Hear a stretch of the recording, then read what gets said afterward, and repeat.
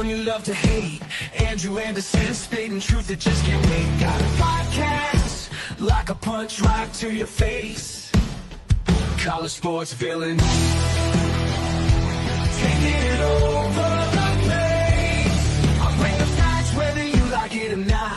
Dropping truth bombs, giving it all I got. They call me a villain. Well, I wear that badge with pride. Nothing but secrets they try to hide. Hard rock in my veins, rebellious to the core. I won't back down, won't take it anymore. The bad guy of the podcast world, that's me. Unleashing the truth, setting it all free.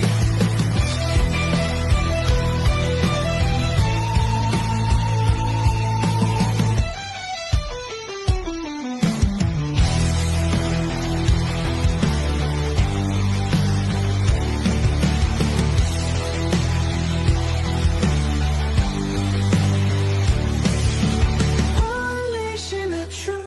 Welcome to Villains, the podcast. We got a fun show for you tonight. Got a few special guests. We're gonna do some who doing, like how would Clemson do versus the SEC schedule. We got some food stuff. We got some FAFO. We got some comments over here. Tiana, thank you for the repost. That's me. Thank you, Villain Media Network. And Arthur said this shit again. Alrighty, Arthur. But with that being said,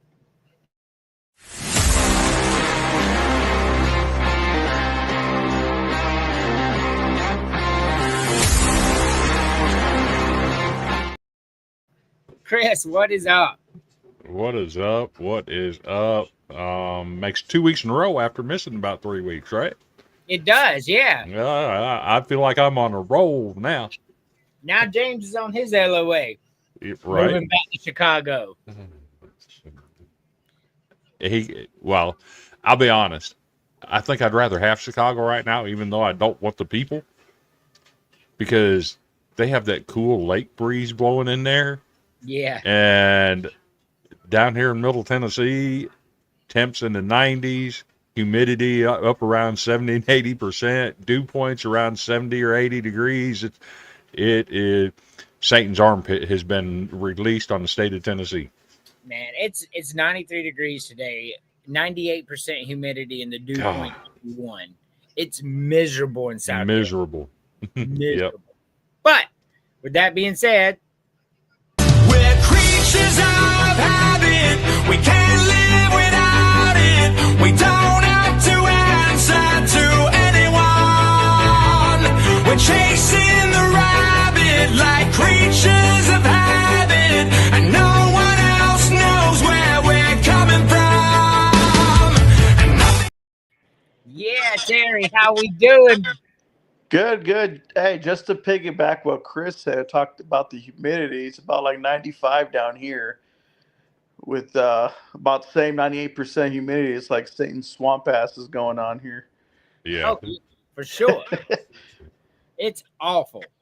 So I gotta ask you, Terry, though, because I What's up? noticed in your picture there, you have on the orange. Is the orange jumpsuit cooler than actual clothes? Well, it's the shirt. It's like a peach colored, Okay. but it's got those little flap things in the back for the air to go in. Oh, Okay. yeah. My dad Yeah, was. it does help. It is a lifesaver. Yeah. Because to me, it looked a little bit orange. I thought it looked like an orange jumpsuit, right? But I'm not a USC fan. And you're against the wall, man. You look like a mugshot. But happy birthday, Terry. Thank you. All right. We got one more guest, and we'll get into the show.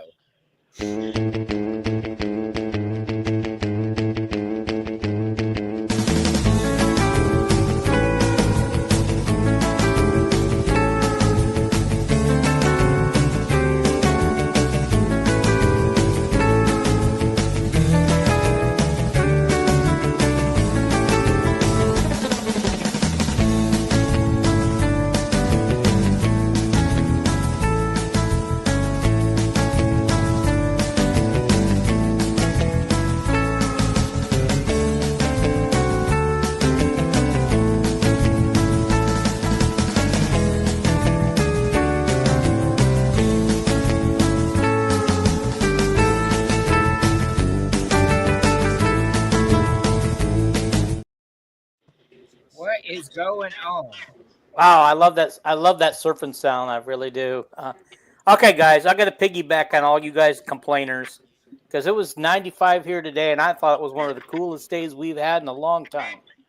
Yeah, but what's the humidity? I can look it up for today, but it's usually around 14 to 30%. Oh, there That you ain't- go. Oh my goodness, that would be heaven. I know, guys. I walked out of the movie theater this afternoon with my son-in-law, and I said, "Dang, this feels What's up, cool Arthur? compared to what it's been." So did y'all know that in Mexico City, which is really close to the equator, a lot closer than us, it does not get above 80 degrees year round? That's interesting. That That is insane. So the other day I'm cutting grass. It's 101 outside.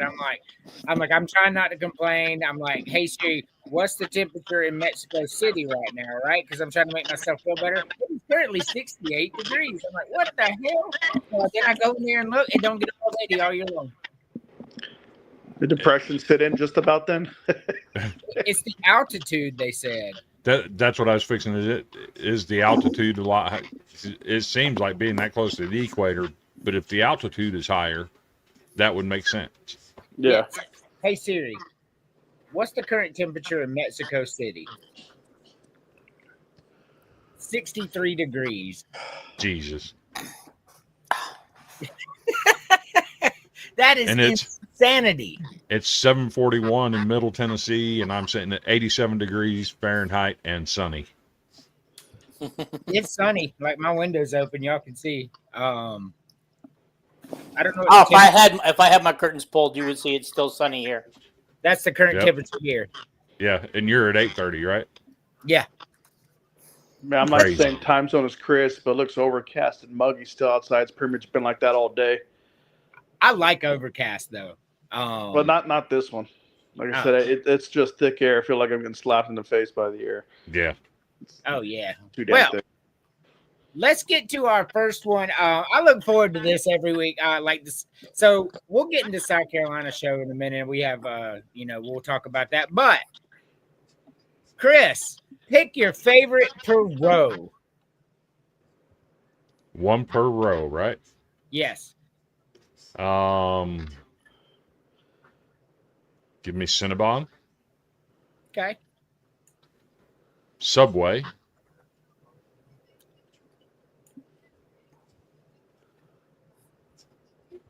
and I don't call it Crapplebee's or Veggie Garden for nothing. Give me Red Lobster. Okay. That's cool. What about you, Dean? IHOP, In-N-Out, and Olive Garden. At one time, I would have said Applebee's, but they've gone downhill, man. Yeah, so is Olive Garden though. Terry. Me, Waffle House, In-N-Out, Red Lobster. Really? Okay.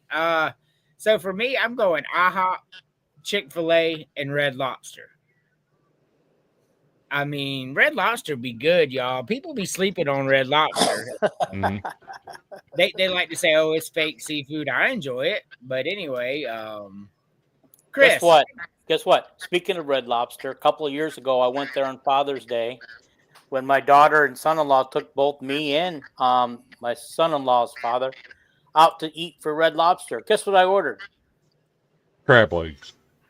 A burger. I was given a lot of crap for that. Yeah, and you Rightfully so. should have been, yeah. But anyway, that's crazy talk. That's like at my kids, we go to a Mexican restaurant and they'll get a burger and pizza. That's crazy. Chris, eliminate one per row. I absolutely love the Awful Waffle, so I'm dumping the IHOP. Wow. I've eaten at Chick-fil-A, and I'm just not a fan of it. It's the same old chicken as everybody else. Give me the In-N-Out burger. And I'm not particularly fond of the Grecian cook with wine type of food that Olive Garden sprouts a lot of. So I'm going to go with Crapplebee's.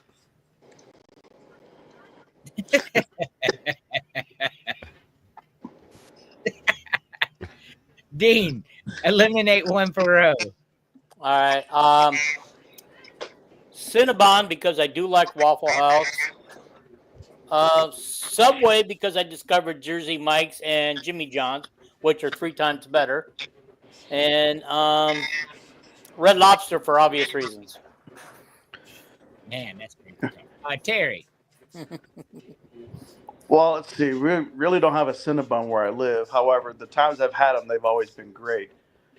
I would get rid of IHOP because the past few times, no matter which location I've been to, the quality has gone down as far as service and the food itself.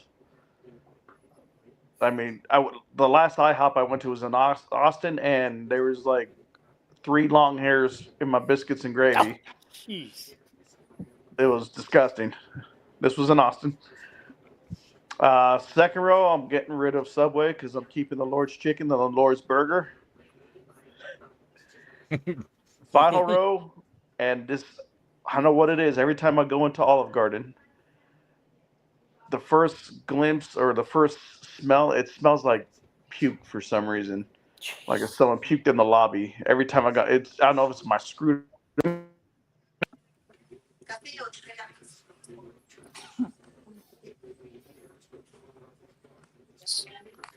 Okay, he's having a little technical difficulties. Jody says IHOP, In-N-Out, and Olive Garden. We can't hear you.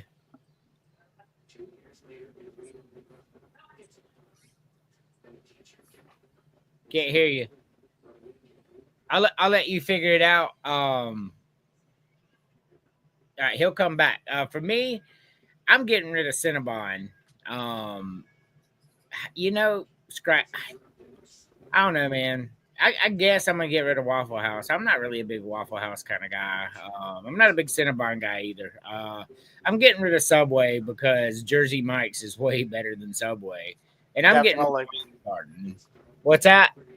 I said definitely on the Subway. I'm sorry, I interrupted you before you finished. No, you're right. You're completely right. Apparently, we're all high.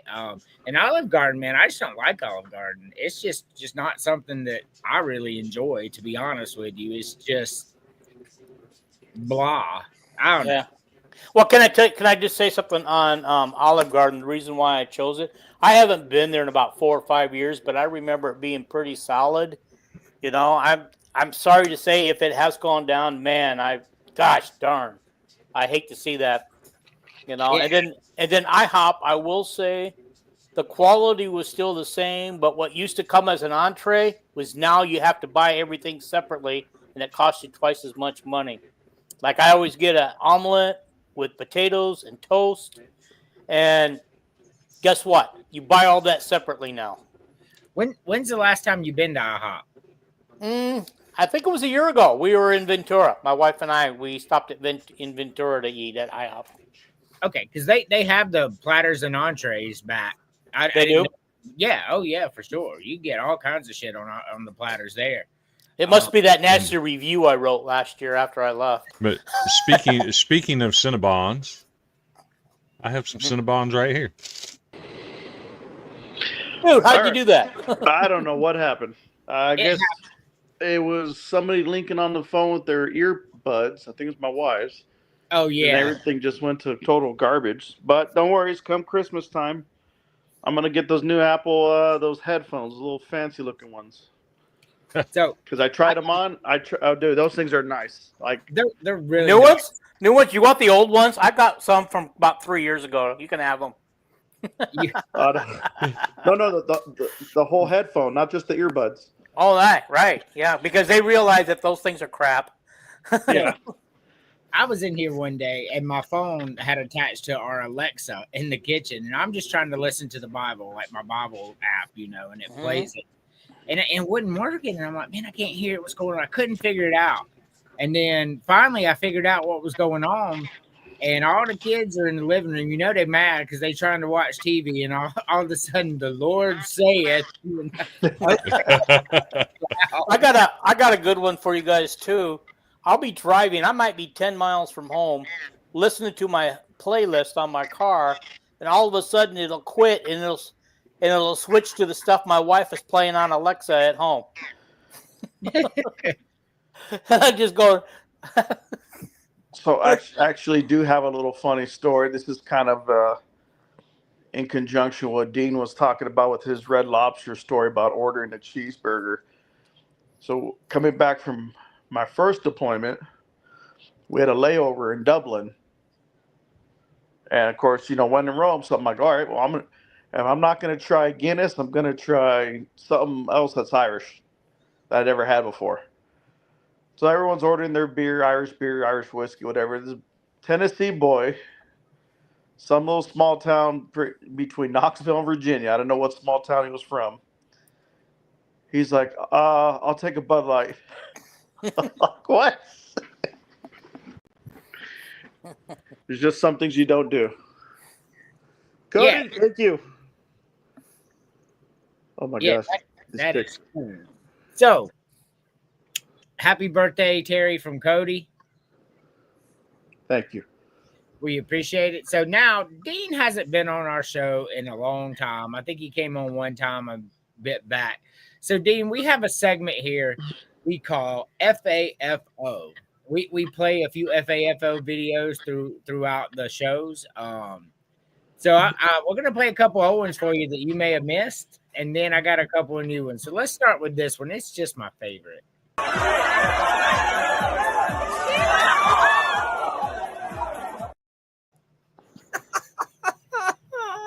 Did she really hit her? Yeah, she bent the stick, bro. God, I couldn't tell if that was AI generated or not. Nowadays you never know. So, Chris, does season 4 start tomorrow? We actually do have breaking news. Season 4 of the Golden Broom podcast will begin tomorrow night. Excellent. I started season 4 last Sunday. So since we're on it, I'll go ahead and do this. So we are having our second anniversary on July 31st of the show, which means season 3 will begin July 31st. And for our anniversary show, I can't take no loss. I don't even know what it costs. I hit the ground, then it go off. Yeah, hit the ground, then it go off. Yeah, I can't take no loss. I don't even know what it costs. Yeah, I hit the ground, then it go off. Yeah, hit the ground, then it go off. Yeah, run it. Ooh, I really feel it's my time, think it's my year. Yeah, I really feel it's my time, think it's my year. Yeah, I really feel it's my time, think it's my year. Yeah, I really feel it's my time, think it's my pen ready. Used to hold myself back, my self-esteem damn patty. Gotta keep on chugging, ran through everything in front of me. Might smoke bed in heaven, got a whole agenda. Can't aspire to get ahead, so bump that, it's no surrender. Got a dollar flipped up, I'm trying to get it in FT to get them when they're hand and crypto. Learn how to fix that. I don't really hold out of books, but I'ma learn how to fix that. Some opportunities and never come unless you paying attention, so no, I can't miss that. Moving, MVP, I got the record, I might have to prove something. Big jumper worthy, they gon' have to retire my jersey early. Whole crew coming, had to work something, cause I had nothing in my pocket. Yeah, I did all that. Big plans, partners trying to make profits. Yeah, I did all that. Work, sweat, and tears breaking, even no wins. Yeah, I did all that. Had to make it happen. Putting hours in my practice, I did all that. Yeah, I can't take no loss. Yeah, I don't even know what it costs. I hit the ground, then it go off. Yeah, hit the ground, then it go off. Yeah, I can't take no loss. I don't even know what it costs. Yeah, I hit the ground, then it go off. Yeah, hit the ground, then it go off. Yeah, run it. Ooh, I really feel it's my time, think it's my year. Yeah. I love it. Jason Brown, former Gamecock quarterback, Derek Watson, former Gamecock running back, July 31st. We're previewing South Carolina. And I know a lot of people, thank you, Cody. I know a lot of people are like, South Carolina, why are we previewing them? Because it's me, and this is my show, and I'm a Gamecock. I got a question for you. In the previews, is the quarterback and running back you got coming on the two we just saw in the clip? Yes. Okay. Yes. So Jason Brown, really cool, transferred from Division II, went to South Carolina, won some ball games that he shouldn't have over Florida with minimal talent. Shane Beamer's first year. Like really cool guy. Like I talked to him on X, and we got interactions. Really cool guy. Derek Watson. He was on the very first episode of College Sports Villains, the podcast. It was Wow. me and him talking about he had his trophies and stuff. Man, I ain't gonna lie, I was starstruck, y'all. If y'all go back to that first one, I was just like, oh hey, it's Derek Watson. Yeah. Every time I have a guest on, I get starstruck too. So, well, I mean, yeah, you have some pretty impressive guests on your show, Dean. But we'll get into letting y'all do your stuff. And Terry, we've been trying to convince Terry to do a show for I don't know how long now, but we'll get there. Let me get my headphones and we'll talk again then. Yeah. Now this one is harder than it looks, unless you just have specific things you like. Chris, one per row. Hot dog, nachos, churros. Okay. Pretty simple. Dean. Pizza, nachos, churros. Yeah, South Carolina has a tough schedule every single year. All right, cool. Nothing wrong with that. Terry. Hot dog, pretzels, ice cream sundae. All right, so you and I were so close, Terry, because I'm hot dogs, nachos, and ice cream sundae. But I will tell you, I struggle because I love a soft pretzel. Like, especially when they're hot. Oh, my God, those things are amazing. But when you go to the ballpark, man, and those are actually smachos. For those of you who have ever been to the minor league parks, they call them smachos. It's cheese, chili, and jalapenos, and that stuff is amazing. Yeah, I like real nachos, not just cheese and chips. Yeah, me too, for sure. So Vanderbilt, they do what they call barbecue nachos, and they put the barbecue on it, put the barbecue sauce on it, and then suffocate it in queso cheese. Oh my God, so good. All right, so barbecue nachos are something that my wife and I, every time we go out to a restaurant, we get one to share. Barbecue nachos are amazing. You'll get no crazy talk out of me.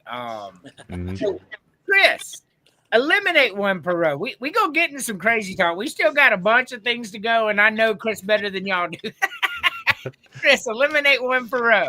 So we're blessed in Nashville with some really good pizza. So I'm dumping the chicken fingers. I'm dumping the peanuts. And I'm dumping the Cracker Jacks. Recently at Vanderbilt, we've got an ice cream set up that sells the ice cream sundae stuff in the miniature Vanderbilt helmets. Coolest thing ever. So I'm keeping that around. Hey, that's cool. I've never had 4 and 8 ice cream before. Dee. Shut up. If you look, that ice cream sundae's in a helmet upside down. It is the Atlanta Braves. Yeah, Yep. I love it. So a fun fact before Dean goes, at those little helmets, as a kid, I had all of them, all the Major League Baseball teams. See, when I was a kid growing up at Dairy Queen in Iowa, they used to sell them by the team. And that was the struggle, is trying to get every single Major League team.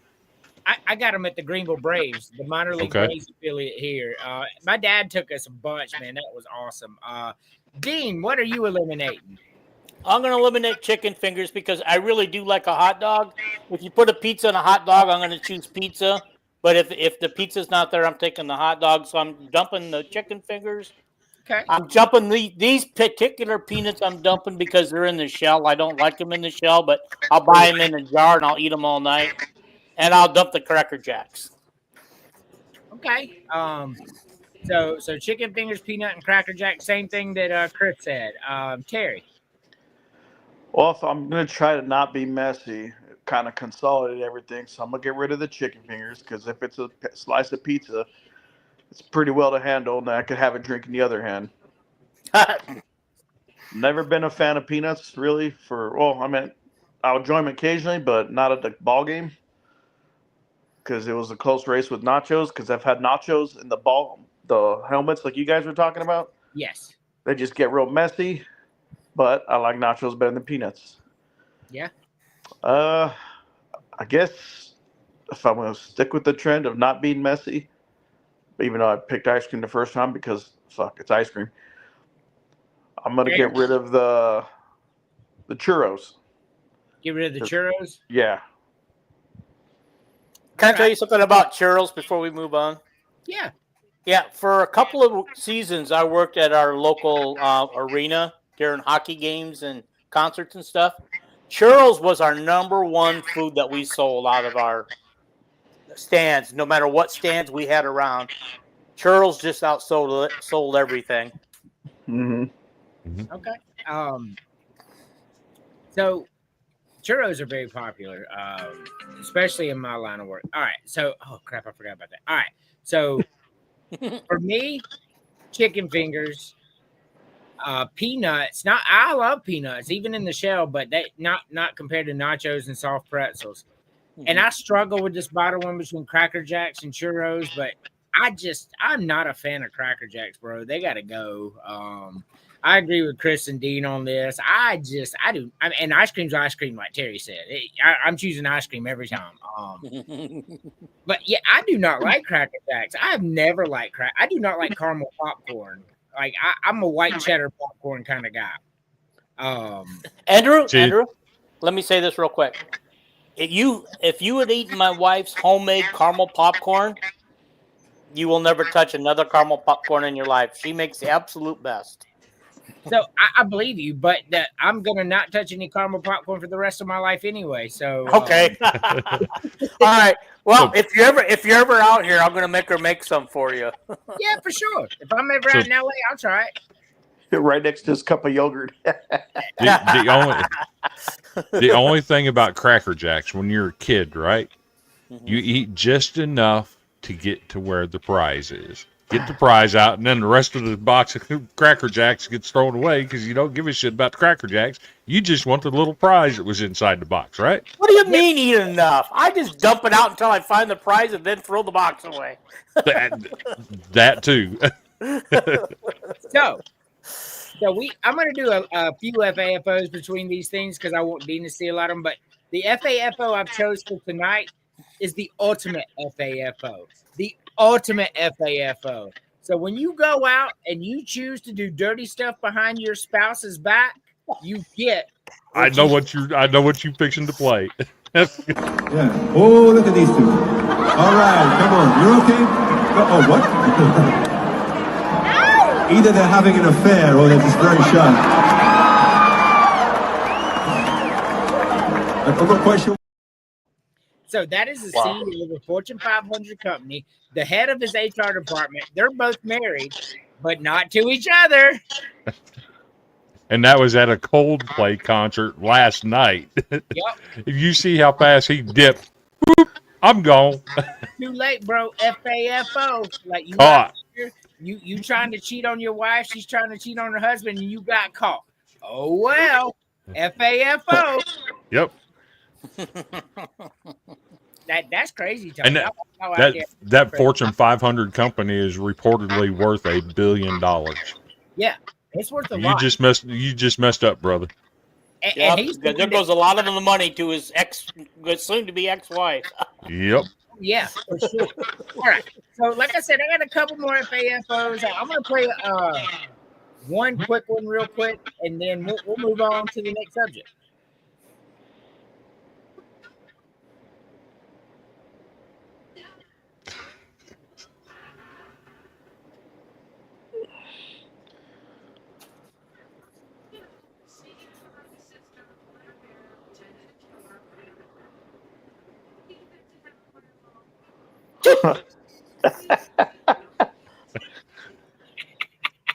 Oh, God, somebody's running from the car.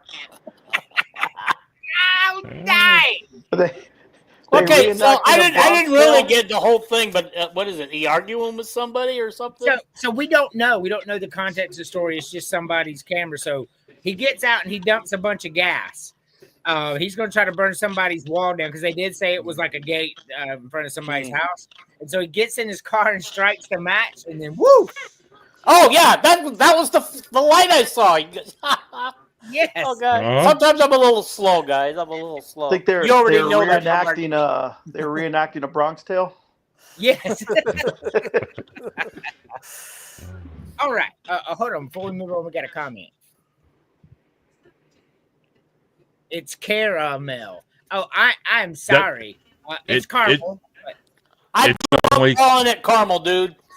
it's only caramel if you spell it with the E in the middle. If you leave the E out, and both spellings are correct, if you leave the EL, it's caramel. The only way I'm going to defend him right now is if you go and you get a caramello bar from the grocery store, it is caramello.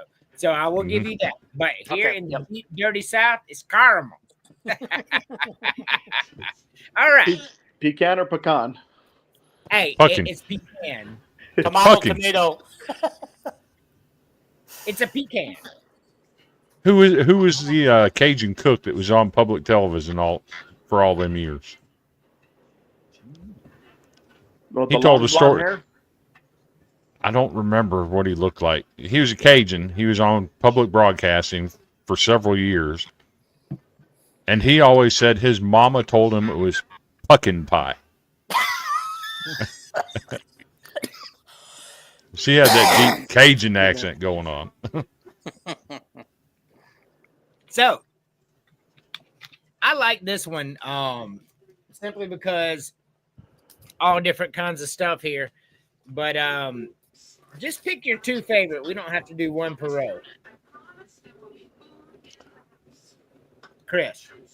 Make it bigger so I can read it. I know, right? Hold on.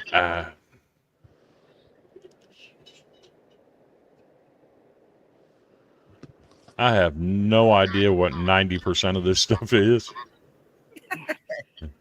So I'm going smash burger.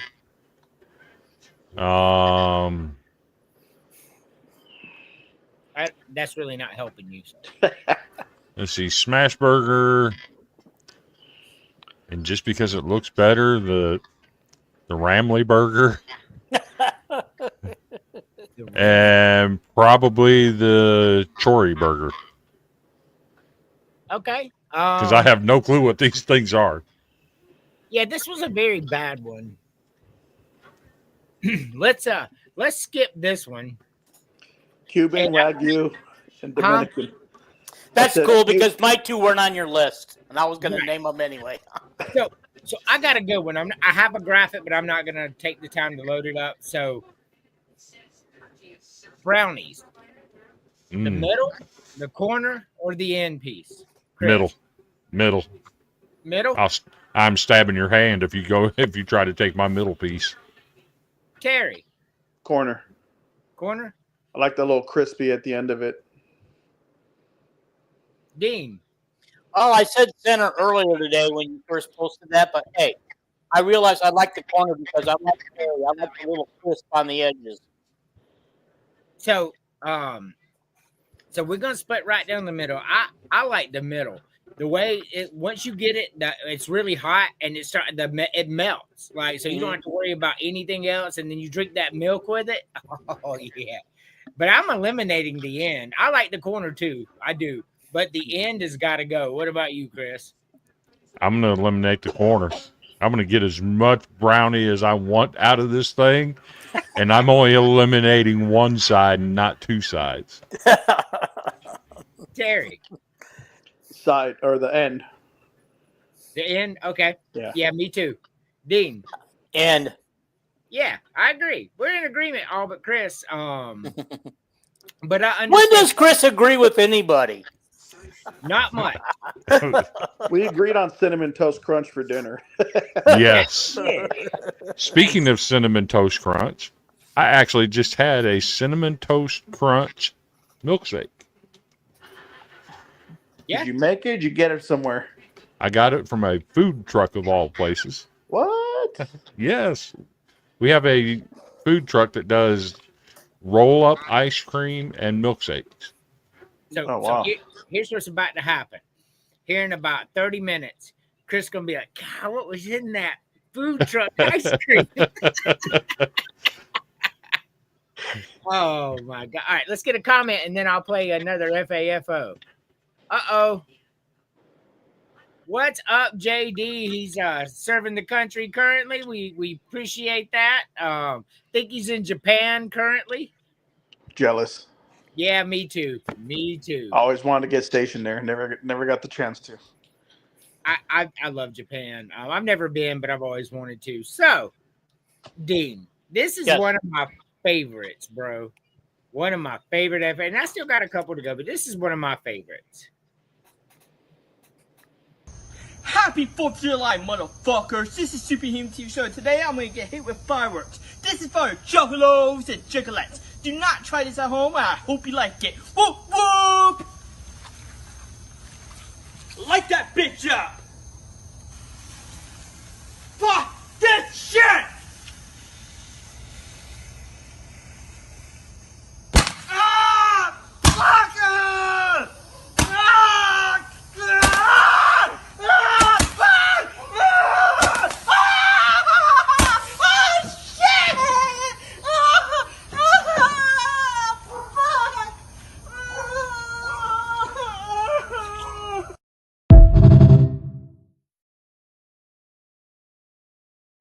Man, Needed this shit. You gotta send me that clip, man. I gotta show it to a few people. yeah, I'll get it for you. You see the one where he tries to elbow drop the microwave? Yes, that was hilarious. You see Man, where I thought first he was taking a leak over there. I didn't realize that they were gonna intentionally hit him. Yeah, he's crazy. So, have you seen the ones where he does the elbow drop onto the barbed wire table? Oh, No, I don't think Yeah. so. oh yeah, that's bad. He elbow guys drops do- onto a barbed wire table. Yeah, this guy's crazy. Was it? So these guys do all this stuff and they live to tell about it? Well, he Yes. does. He's the only one that does it. Oh. Was that's that- sure. Was that barbed wire though, or was that like the razor wire you see at the prisons? It was the barbed wire. Oh, Look, me and JD, man, we did some things, man. Some things that maybe felonies. But we were He like, just mentioned a felony. Yeah, that's a felony. Oh, Johnny's coming for you. that's nothing. So he's right that we did, but I will tell you what was funny. Y'all know what a grass spreader is? It's a little green thing you can roll and it Yep. spreads Mm. grass. yeah. Used it. So our neighbor had one, and so we were real bored. It was fall, so it must have been like a fall break or something. Parents were at work, so we got a bunch of dead leaves and we put it in there, and then JD poured some gasoline on it and lit it on fire, and we went across the yard with flaming leaves coming out from under it.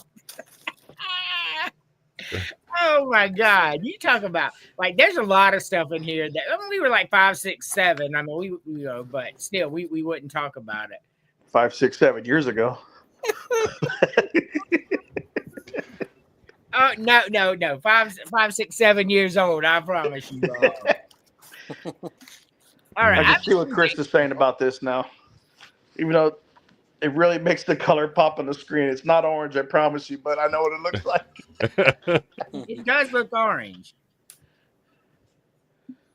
It does. So, we will take our only commercial break because we only do one commercial break until football season. So, currently, you are watching Villains the podcast only on the Villain Media Network.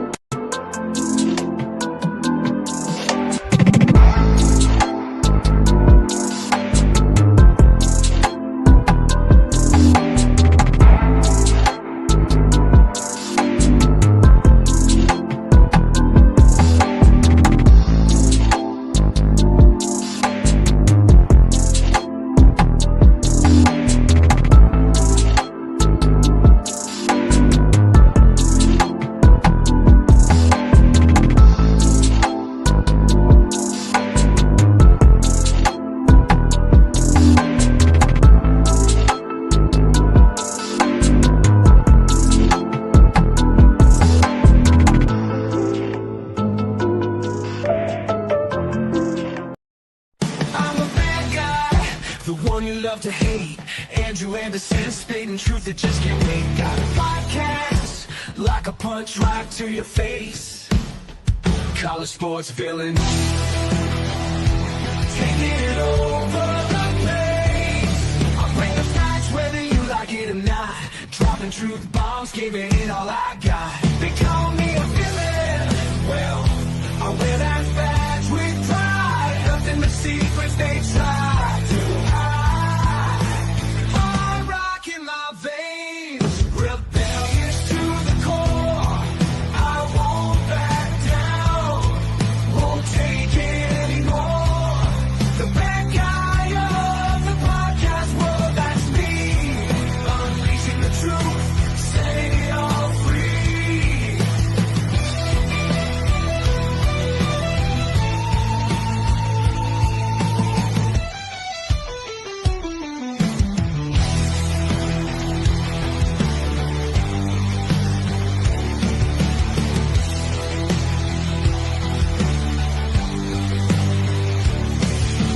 Unleashing the truth.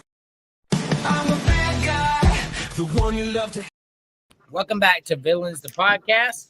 Alrighty, so let me go ahead and delete this because I put, for some reason, I put the bad graphic up twice. I don't know. There we're going behind bars, Chris.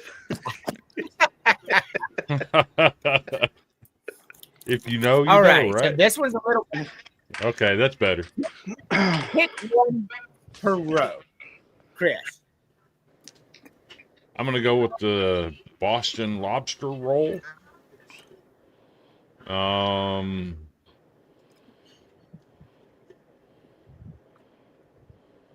going to go with the Italian beef from Chicago.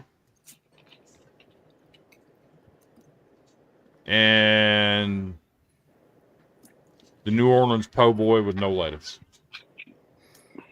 Man, the lettuce is good. All right. I get it, Dean. This is tough. I'm going to go with the Atlanta fried chicken, although the Philadelphia cheesesteak intrigues me. New York pastrami. This last one, man, I'm just going to have to go with New Orleans po' boy because I'm not a big fan of barbecue. And I don't eat peanut butter and jelly sandwiches. So which three did you pick? One of our internet went out. Oh, okay. I picked Atlanta fried chicken, New York pastrami, and New Orleans po' boy. Okay. Chris, real quick. Give JD your record prediction for Vanderbilt because we're going to be doing a Vanderbilt show. So I actually have us going 8-4 is the ceiling and 6-6 is the floor. Yeah. Chris, you're not gonna like me. I got you at 5-7.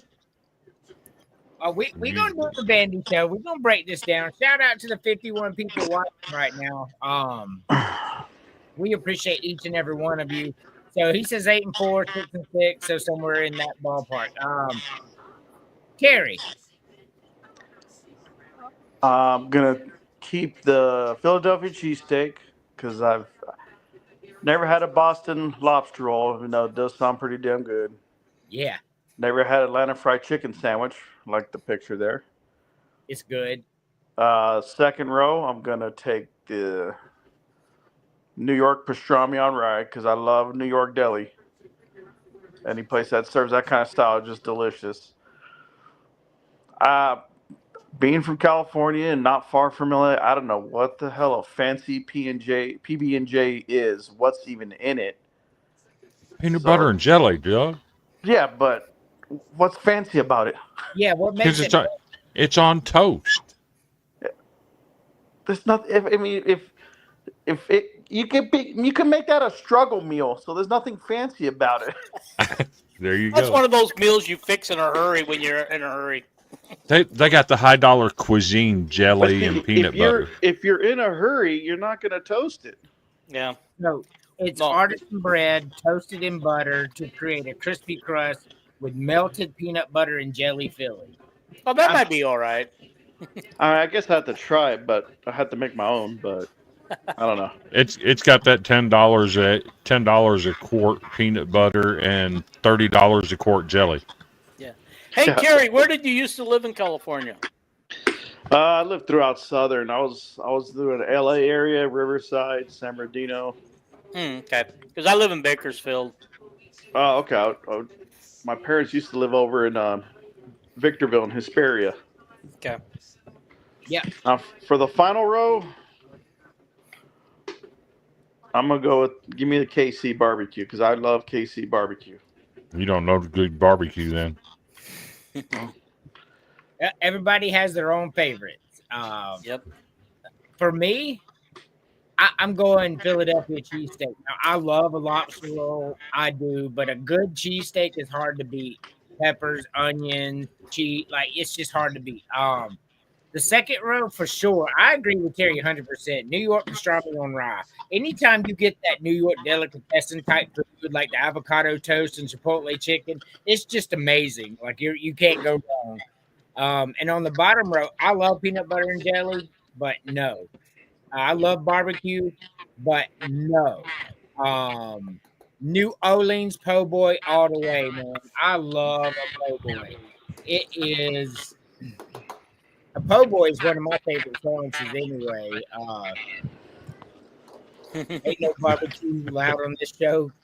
All right. Hey, can I say something about the Kansas City barbecue? The yes. reason why I mentioned why I'm kind of getting sick of barbecue, I ran a grocery store for 15 years where we made homemade pulled pork barbecued sandwiches. I got so sick of looking at that stuff and eating that stuff, I swore off of it permanently. But I want to say that I feel like the best barbecue I've ever had is in Oklahoma City, made in Oklahoma City. And I wish I could remember the name of it because I'm trying to get my daughter to remember what it was. I bought a couple bottles and brought them home from Oklahoma City last time I was there, but now I can't remember what they were. I got the answer for you, Dean. This will help cure your problem about the barbecue. Just eat a stalk of celery, and you're gonna be so grateful that you'll actually miss the barbecue. You know what I do though? I eat celery with peanut butter on it. I love it. I do too. Yeah.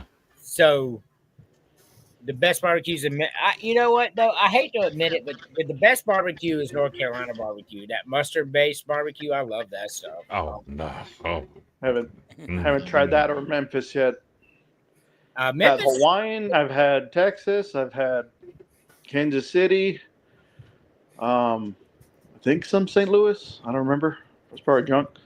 yes, I've had quite a bit too. So I've never had any barbecue in LA because I just don't believe they know what barbecue is. Chris, You don't. You don't go there for that.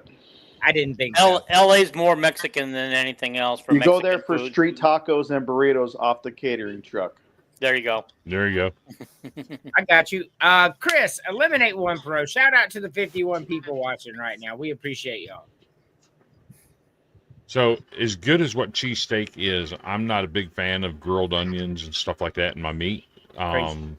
So, I'm going to keep the Atlanta fried chicken.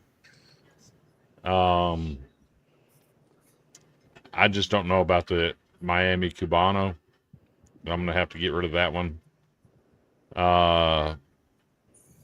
And I've tried KC barbecue. KC barbecue is 5 and dime type barbecue stuff. I'll take that PB&J. All right. I'm getting rid of Kansas City barbecue. Fancy. Okay. Dean, what are you eliminating? Boston lobster roll. Miami Cabano because I have no idea what it is or what's in it. And honestly, you made me fall in love with that Los Angeles fancy PB&J, so I'll have to eliminate the Kansas City barbecue. All right. That's something. Terry. Well, I'm far going to get rid of the Atlanta fried chicken sandwich there because it looks like any old, either from Popeyes or the spicy Chick-fil-A sandwich you get. So it looks pretty ordinary to me. I'll take my chances here. I've had a Miami Cubano sandwich. Not a fan. It's just pretty. I think it's lazily done, unless I haven't ate it at the right place. I never had Italian beef from Chicago, but I'm gonna take my chance, thinking it's gonna be along the lines of the pastrami on rye, with that same concept. I've had shrimp po' boys. Not bad. Like I said, I never even heard it. I didn't know this was a thing. So just by default, since I've never had it, I'm gonna eliminate the fancy PB&J because I never had it. I've had the other two. I have no problems with them. All right. Everybody has their own things. That's what I love about doing food with y'all, because like you get to see what everybody else is into. So for me, like I'm gonna get rid of the Atlanta fried chicken. I just fried chicken is great no matter what. The second row, I'm getting rid of the Italian beef and the Cubano, man. You man, that's crazy talk. I mean, you got roast beef. I mean, you got roast pork, you got ham, Swiss cheese, pickles, mustard. That shit's good. That Italian beef, whatever the hell that is gonna have to go. James is screaming at you from wherever he's driving from right now. Yeah, I know, right? But you know what? No, Cubano is good. And on the third row, I'm gonna have to get rid of the fancy PB&J. As much as I love PB&J, like melted peanut butter, that's just too much. I love barbecue and I love po' boys. So, well, let me ask you on that one. The way they were describing it earlier, how you put the butter on the or butter on the bread, it's almost like you're cooking it the same way you would cook grilled cheese. Sounds like it. I just like you put it in the bed. I mean, I'm gonna try it just to say I try it. I like pickles because I like the idea. Instead of just toasting it, here you got it. Basically, instead of grilled cheese, it's a grilled PB&J. Yeah, correct. Mm-hmm. You know what we did with when we were moving out here to California, and we just go to a motel rather than paying money for food and stuff. I had a jar of peanut butter, loaf of bread, and a bag of chips, and we lived for 3 days on the road. We lived off of peanut butter sandwiches and potato chips. So I have a question, Dean. Yeah. So you said, and I quote, instead of spending money on food, I just grabbed me some peanut butter and some bread. Does that mean you just like stole it? Because you said you didn't spend money on it. I didn't spend money on the road because I bought the peanut butter and bread and chips at my grocery store that I retired from before we left town. So that 3-day-old bread, man, you was struggling on life, weren't you? Oh shoot! I make a loaf of bread last year, 2 weeks here in my house. What? Nah, Man. 2 weeks it's growing green stuff on it. Hey, it's just me and my wife. We're not going through it that fast. They make what they call a half a loaf now, right? Yeah, I saw that. I might be tempted. Keep it fresher. Keep it fresher. Bread don't last long in this house, man. There are 4 kids, 3 kids in here. My wife and I, and my wife loves peanut butter jelly sandwiches. It do not last. I bet. So, meme of the week. So, a little context to this meme. Lane Kiffin went out there, ran his mouth and said, I would rather play Clemson 12 weeks a year than I would this SEC schedule. You would go 0-12, bro. Like, that's a stupid statement. Especially with this Clemson team. Yes, that's what I'm talking about. Oh, yeah. So I love it. So before we get into the next, before we get into the next subject, which is going to be, well, I want to save, I want to do a surprise. Ready? Не зря купил себе 15.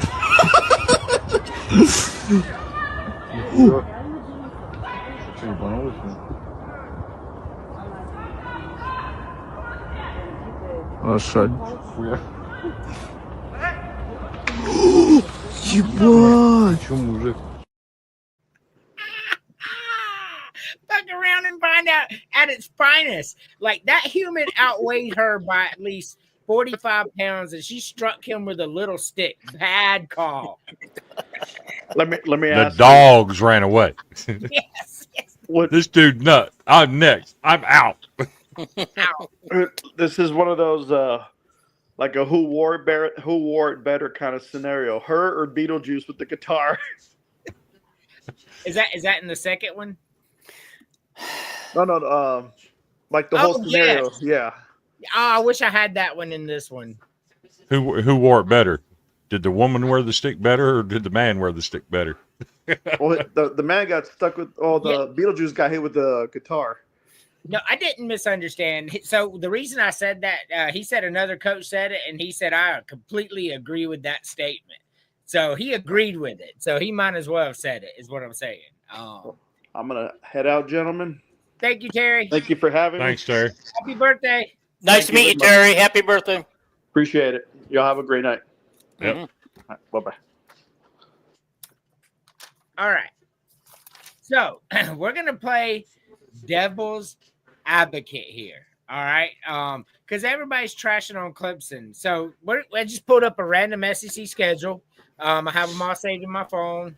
I just pulled this up. Some big name teams on here. We're gonna act like this is Clemson's schedule. Chris, I want you to go week by week, say win, loss, and a quick synopsis of each game. Simple. Win, win, win, win, win, win, win, win, win, win, win, win. Quick synopsis of each game. Cade Klubnik balls out. Cade Klubnik balls out. Cade Klubnik balls out. Cade Klubnik balls out. Cade Klubnik balls out. All the way down the list. He does. Simple. So 12-0 with an SEC schedule, a standard SEC schedule. Dean. I don't see a loss for Clemson on this schedule. If this is the schedule they were handed today, they're not going to lose a one. I'm with Chris on this. This is a 12-0 schedule here for Clemson. And I'll even take it deeper. I actually have Georgia in the Final Four, and I have Mercer playing for a national championship at the FCS level. FCS? Oh my God! And they both losing badly to Clemson. Yeah, Mercer is in the Southern Conference. They're going to be really, really good. Yeah, they're really, I think they won last year or the year before. It certainly wasn't Furman. The problem is Clemson could easily make the national championship game this year. Easily. Yeah, so we're going to get into that in a minute. So hold that thought. So the first game at Baylor, I mean, that's a bloodbath. Like they're going to beat them by like 35 in their own house. Ball State coming to Clemson, that's a drugging. South Alabama coming to Clemson's a drugging. Clemson going to Oklahoma, you're going to make all them Sooner fans hurt their feelings. At Texas A&M, they going to hurt their feelings too. Versus Georgia, I think Clemson would drop this game. That's how we typically see in the SEC, even when Alabama's Alabama's best team in the country, they lose to somebody. Clemson, both national championship year, the 2018 national championship year, stumbled against Pitt, won the national championship. And Georgia's the best team on this list. So I'm going to just go ahead and say that's the one L they're going to pick up. The rest of these, Missouri at Clemson, are you kidding me? That's probably a 50-point spread, to be honest with you. Murdering Arkansas. They're going to beat Vanderbilt at Vanderbilt. Mercer, oh, my God. And Alabama would be tough, but they're going to beat Alabama head-to-head, neutral, home, or away. They're better than they are. I got them 11-1. With the mighty SEC I got a question for you. Okay, why is Missouri and Kentucky so disrespected this year by all the media? Because I thought they were better teams than that. They're picked near the bottom of their I'll take this. I will break down. Hold on, Chris. I'll break down Kentucky. You break down Missouri. Deal? Deal. All right. So the reason Kentucky sucks is Mark Stoops tried to take the Texas A&M job, was offered it. When they announced that he was getting the job, the fans turned on the university and forced them to rescind the job offer. So then he had to go back to Kentucky with his tail between his legs and keep that job. Lost half his team, is below 75 in recruiting, didn't do shit in the transfer portal. He lost his team and program with that jump. Kentucky's going to be really, really bad. I think they're picked to finish last. I was shocked. And they might. And they might. However, I got somebody else finishing last in the SEC. I don't think they win a single SEC game. Missouri. When you take a look at what they lost off of that team, Brady Cook at quarterback, Luther Burden and Theo Weiss, both of their starting wide receivers, gone. Their top 2 running backs, gone. They lost their entire offense. Gone. Off a team that was very, very mid. And the game that Brady Cook missed last year, and they brought in the backup quarterback, he was absolutely horrid. Horrid, mind you. And they brought in a quarterback from the transfer portal who was a backup to Drew Allar at Penn State. Now, if you remember the talk about Drew Allar at Penn State is he struggles to find open receivers. He's got all the talent in the world, but he's had his problems. And this kid couldn't even take over for a Drew Allar that struggled. And I'm supposed to think he's going to come in here and play good against SEC defenses? I'm not buying nothing on Missouri. I don't think they win a single SEC game. So first of all, I'm going to call a little crazy talk on you. Backed up to Drew Allar, almost every quarterback in the country not named Cade Klubnik would be back up to Drew Allar this year, I think. But where you're right. So when they put in their backup quarterback, Dean, when Drew Lock went out, they didn't. It was bad. They not scored. They did not cross the 50 in that game. Remember? Yep. Yeah, bad. They didn't even cross the 50-yard line. They got drugged.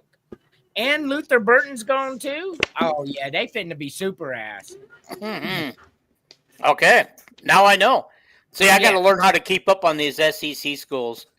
I will tell you, when I'm down in Oklahoma area, I'll be only 20 miles where my daughter lives from Norman. Brad is going to try to come down, and we're going to try to go see LSU at Oklahoma game, and that'll be my first SEC / I'm going to call it Big 12 because in my mind they're still Big 12. I still haven't got used to them jumping conferences already. I know, right? So I got somebody he's watching the show and he's actively messaging me his thoughts about this. He said he's picking Clemson about the same as he hates Clemson too. All right. Can I just say this about your friend here who's posting Auburn at 8-4? I went through their actual schedule and I've got them 6-6. I just don't see. I tried to figure out where I could get a 7th win out of that. Look at this schedule, bro. This is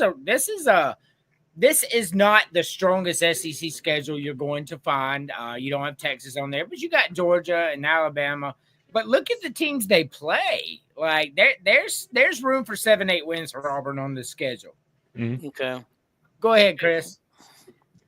I don't know if people have noticed about this with Auburn, but they have lost 2 potential starters just in the month of July due to off-the-field actions. One was dismissed from the team already. The other one was arrested last night, posted a $20,000 bond for domestic violence.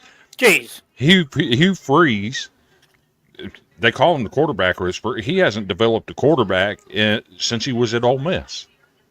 I don't know that it's I'm not seeing a whole lot for Auburn. Yes, they're probably going to beat Missouri and Arkansas and Kentucky. That Mercer game, I think that's a trap game that Mercer comes in there and absolutely. I think Mercer beats Auburn at Auburn as good as what Mercer is because Auburn's going to be focused on the next week at Alabama. Yeah, no, I don't see that at all. I think they beat Baylor, Ball State. I think they beat South Alabama. I think they beat Oklahoma, and then they lose to Texas A&M, Georgia. They beat Missouri. They beat Arkansas. They beat Kentucky. And even if they lose to Vanderbilt and Alabama and beat Mercer, they're 8-4. I mean, because Kentucky, Arkansas, Missouri, that's a gift on a silver platter for Auburn, is what that It is. is. It and is. then the first 3 games out of conference cupcakes. Yeah, I mean, there's 6 wins right there. And if they okay, all right. Here's the deal. All right, I'm looking through the schedule as I wrote it. I didn't realize that Kentucky and Missouri were going to be as bad because I gave wins to no, I meant, I'm sorry. So where did I yeah. I had them losing those games, I think. So anyway, I could change my mind, and I got them losing at Baylor, at Oklahoma State, at Georgia coming there. I got them losing at Arkansas. That's crazy talk. Arkansas's ass. That's okay. Crazy. All right, and Chris, I don't know how you feel about this, but I got them losing at Vanderbilt and losing to Alabama. But I could be persuaded to change here and go to 8-4. Hugh Freeze is 0-3 against the Diego Pavia Jerry Kill combination. They're not coming into Nashville and beating Jerry Kill and Diego Pavia. Okay. I think Auburn could beat Vanderbilt. They could. I just don't think Hugh Freeze is capable of getting it done. But I don't think they will. Right. So Vanderbilt went into their house last year and punked them. And this is essentially the same team with a few big pickups in the portal for Vanderbilt. I don't think Alabama wins this game. I think Alabama loses to – I think Auburn loses to Vanderbilt, Alabama, Oklahoma, and Georgia. Those are the teams. They're not going to beat Vanderbilt. If they couldn't beat them last year, they're definitely not going to beat them this year at Vanderbilt because they didn't get that much better, and Vanderbilt did. So that's the whole reason why I put that they were going to lose to Vanderbilt. I actually gave them that one. I actually think me and Andrew are probably exactly right on this. The only difference is I know how good Mercer is. They were in the semifinals of the FCS last year. They're probably going to win it this year. That's a really good football team. And it's the week before Alabama. I think it's a trap game for Auburn. No, I don't. But Mercer might be that good. But, Auburn, they're not that bad of a team. They just play in, like you say, one of the toughest conference and the toughest schedules you can be given them. And, I think they can handle Mercer. So, I think they're better. The record may not show, but they're better. Their record was. Here's the thing, though. Here, Chris is talking because we talk about trap games a lot. Here's why I don't think it'll be a trap game for them, right? Because at this point, they just lost to Vanderbilt, right? They're riding on the low. They know Alabama's coming up. They know they have to show up for this game. They know it because they just took a big L, and somebody's going to have to get it. So I think that's what's going to happen. Fair point. Because they're not beating Vanderbilt this year. We'll do the Vanderbilt show. We'll do the Vanderbilt show coming up. But I'm telling you, I'll go ahead and give you all that one for free. Vanderbilt beating Auburn. I got that one too. I gave them that one. And here's something. Hugh Freeze is doing something this year that I don't think is going to pay off for Auburn in the long run. He's not recruiting high school kids. They're like 90th in recruiting right now in the class of 26. Hugh Freeze is out playing golf while everybody else is going to high schools recruiting kids. My understanding is his focus is going to be bringing in JUCO transfers rather than high school kids. I don't know if that's a metric that's going to work. Yeah.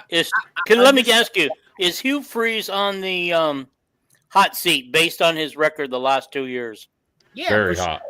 For very sure. hot. He came in talking shit. We gonna make instant. Look at these people we're recruiting. Yeah, for sure. I think Hugh Freeze knows what college football is, and it's less recruiting and more paying. Lane Kiffin said it, bro. Lane Kiffin was spot on. We don't recruit anymore. We bid on players, and he's right. He's not lying. That is a fact.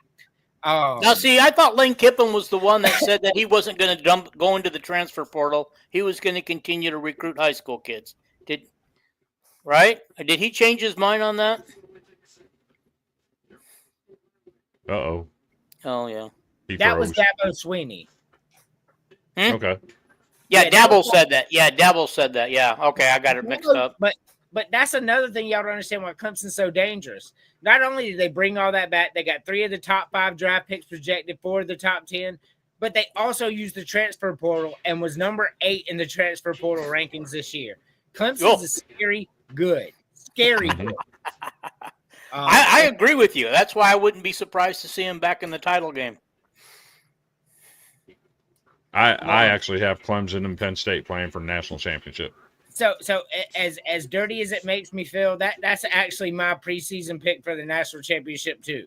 Yeah, I actually hadn't picked yet what my championship game would be, but I could see myself putting both Clemson and Penn State in there because honestly, Penn State's scary good this year.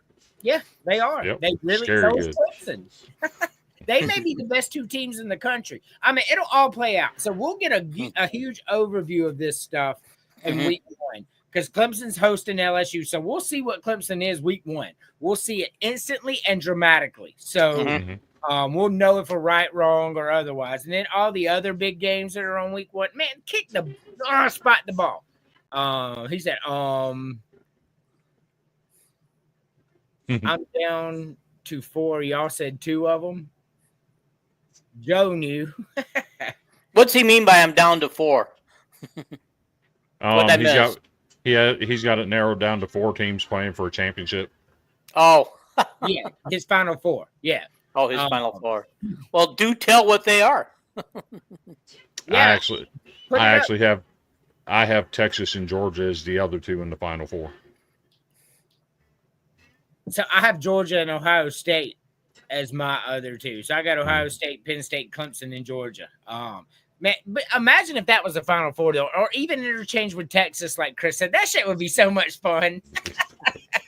So much fun. Yeah. So much fun. Yeah, but if James Franklin wants to get to the title game, he can't do anything stupid when he's got the game won against, like he did against Notre Dame, and then make a stupid call that cost him the game.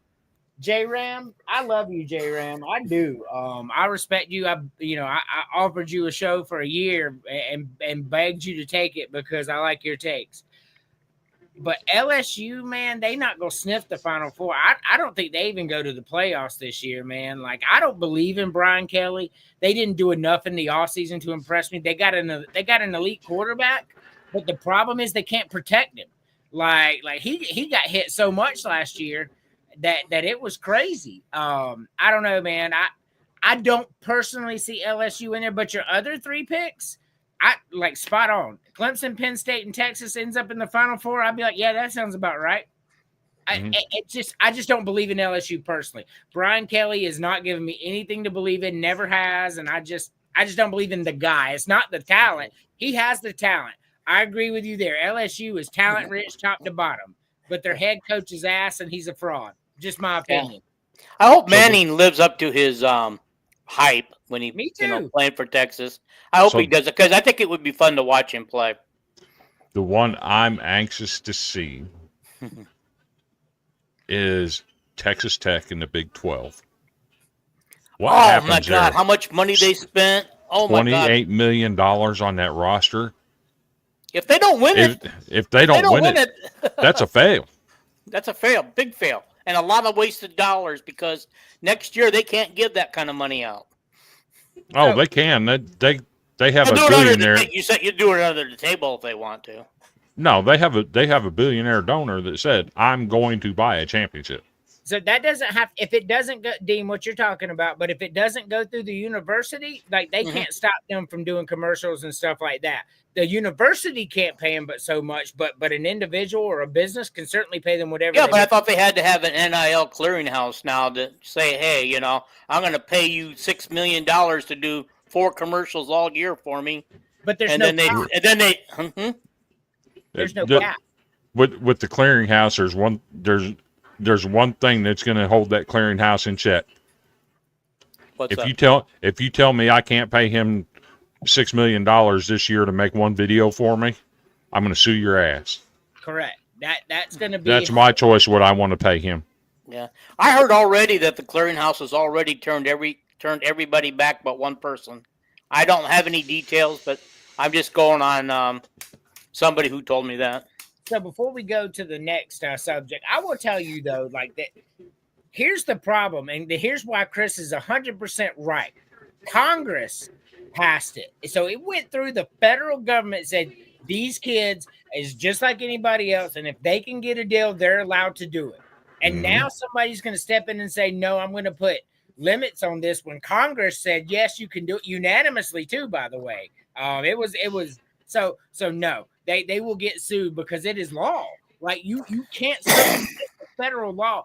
Whether the law's just or not, you can't circumvent it, not without being held accountable anyway. See, and that's what people didn't understand about the Diego Pavia ruling is with the National Junior College Athletic Association, you cannot get paid. Okay? So the NCAA was over here punishing kids that went JUCO and said, "Oh, you can't make up those 2 years that you didn't get paid." They were punishing them for it. And the courts have ruled that you can't have it both ways. You can't say you can only get paid here and then punish you for going over here and not getting paid. So that's what the whole Diego Pavia ruling was, is they're giving him an opportunity to make up the 2 years that he lost. That's why he was able to play as a grad senior and was able to come back this year. So check this. This comment right here, I was just about to bring this up. So, you know, that we haven't talked at all, and we're not going to because we got college football shows in the future. But Texas Tech just quietly spent $23 million on their roster. So, yeah. I mean, they're going to be a force to be reckoned with this year. Like people, we don't talk about them because they were, you know, just so blasé. But you spend $20 million on a roster, that team's going to be fucking good. Texas Tech winning the Big 12. That's my pick. If they don't, it's a fail. Oh, It's yeah. a big fail. There's only one team, according to the podcast I heard yesterday or the day before, that's outspent Texas Tech. Do you guys know who that is? Because I don't. Texas. Okay. Yep. Yes. So think about this. Ohio State spent $20 million on their roster again, and they're in 5th place in spending. That's crazy. Crazy. But, Chris, pick one per row. Pick one per row. Yeah. Give me the quesadilla.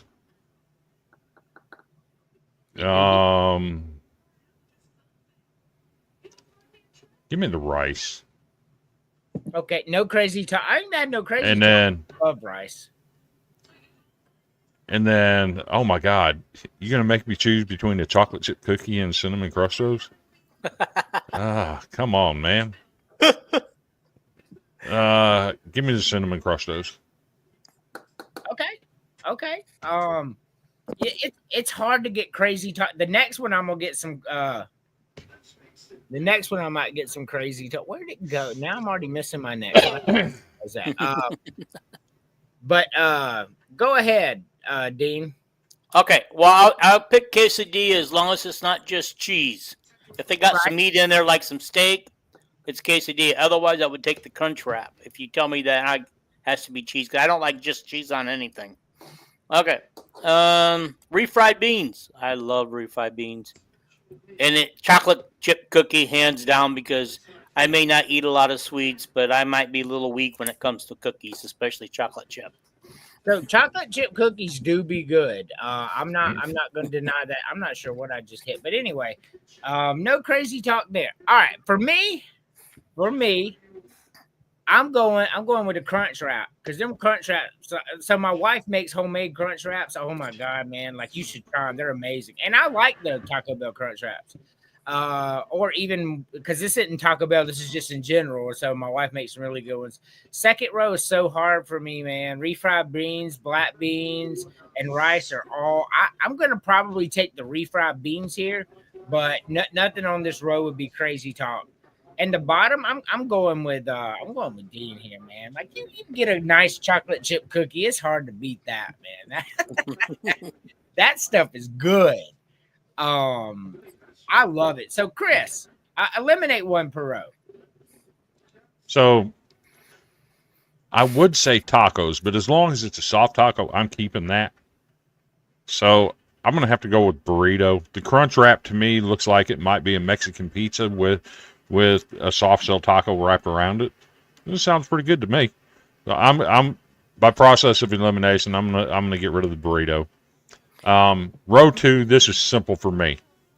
I'm dumping the black beans. Black beans sounds like something you would eat if your name is Tom Brady and you attend a $50 million wedding and don't get to sit next to the supermodel that you requested to sit by, and you get mad. You're going to go home and eat the black beans. There you go. That's sorry. Getting rid of that shit. And the next one, I'm going to get rid of the sweet empanada. I have no idea what that shit is. Empanada. Okay. What is I have that? no idea. It's it's a fried roll with like whatever they different sweet things like strawberry, be like Comstock, I guess, or whatever. What about you, Dean? Okay, first of all, Chris, have you ever had a Taco Bell Crunch Wrap? Because that's what they're showing. I haven't yet, but it does look like a Mexican pizza with a soft shell taco wrapped around it. I recommend trying it. They're very good. So Okay. Okay. On that first row, this is tough because I eat them all. So I would just say tacos because they wouldn't fill me up as much, but I still love tacos. Don't get me wrong. Okay. Next row, I'm going to go with the black beans as well. I've never had Mexican fries, but I'd be anxious to try them. Crazy. What's that? I said crazy talk. Oh, okay. I love black beans. Yeah. Oh, okay. Sweet whatever you said that was, that has to go too because honestly, the other three are in my mind I would choose before I chose those. All right. To each their own. For me, I'm probably gonna get rid. I'm probably gonna get rid of the tacos, to be honest with you. The other three are just better. I love burritos. The second row, I'm gonna get rid of the Mexican fries just because I don't know what it is, and I love the other three. They look like tater tots. They do look like tater tots, but probably have a little spicy salsa on them. I'm still gonna cheat. Like I can't get rid of rice and refried beans. I just can't. And on the bottom, I'm probably gonna cut the cinnamon crustos because that shit looks nasty. I like the sweet empanadas, man. They're pretty good. Okay. So, and you know, churros are good. Don't get me wrong. But I feel like they're overrated. Everybody talks about churros like they're the greatest dessert of all time, and I don't agree. I don't agree at all. So real quick, Dean. Yes. Give me Iowa's final record this year. Oh God, guys, you put me in a corner. I haven't even fully decided yet. In my opinion, I'm going to tell you this is how I've wrote it out for Chris and you both times. I see for 6 for sure wins, 2 losses, and the other 4 games are 50-50, and that will determine how our season goes, how we do in those 4 games. If we go 2-2, then we end up 8-4 again. You know? And those 4 games are Iowa State, Loss, Nebraska, loss, USC, loss. Oh, help me out, guys. What's the other one? You guys know this. I've been screaming enough at you guys all week. Let me look real quick. Indiana, you said, I think. Yes, Indiana. That's it. Awesome. Yeah, I'm glad you remembered. Indiana was the other one. I was going 0-4 in all those games. If they do, they do. You know. I legit have Iowa at 5-7. I know that you guys don't. You know, I just want you to know that I've got your South Carolina team with a winning season. Yeah, most people do. I think they're finished to pick 5th. I think the ESPN has them at 8 right now. Over under. Oh, okay. Yeah, Iowa's at. I mean, ESPN has them at 7.5 right now on the over under. But that's nothing. That's what Iowa. They've done that for Iowa every year since I can remember. Iowa always does the over. Man, I tell you what, I'm if I were a betting man, I'd be making some money off that. If the Vegas odds are 7.5 for Iowa and they're winning 5 max, yeah, I'm taking that all day long. Chris, what's Iowa's record? Let me go through this. Albany's a win. UMass is a win. Rutgers is a win. And Minnesota is a win. Yeah, he's got us losing all the others. That's the 4 that he's that's been 4 wins. Yep. You're losing to Iowa State. You're losing to Indiana. You're losing at Wisconsin. You're losing to Penn State. You're losing to Oregon. You're not beating USC in Los Angeles. Michigan State exposed you last year. You're not beating Nebraska in Lincoln. I got you 4-8. So I honestly think we're going to be better than that. As far as beating USC in Los Angeles, Minnesota did it last year. But that's Minnesota. Minnesota's not Iowa. Tell me Iowa's record in Los Angeles. It sucks. Okay, I just think that's overblown. It really is. I really do. I mean, we went to UCLA. I believe the week after we got shellacked by Michigan State, and we didn't improve on anything because we still went in with a quarterback who was third string, and he ended up getting hurt in that game, and we had to finish the game with the 4th-string quarterback. Could you imagine if we could have had our first-string quarterback out there in that game? Well, obviously, no. Cade McNamara, he needed to go. But the problem is you got punked by a 5-7 football team. Yes, we did. Twice. Two of them. I mean, that's where we're at. Iowa does not play good in Los Angeles. Just think, we could be 10-2. We could have been 10-2 last year. Those are 2 games that we should have absolutely won. Never lost those games. And you're right. Somebody watched the Iowa State tape and decided they could throw over the top of our cornerbacks who were crappy last year, and unfortunately, they're back this year. So it's worse than you think. Like all those games that Chris listed, I could see y'all lose them.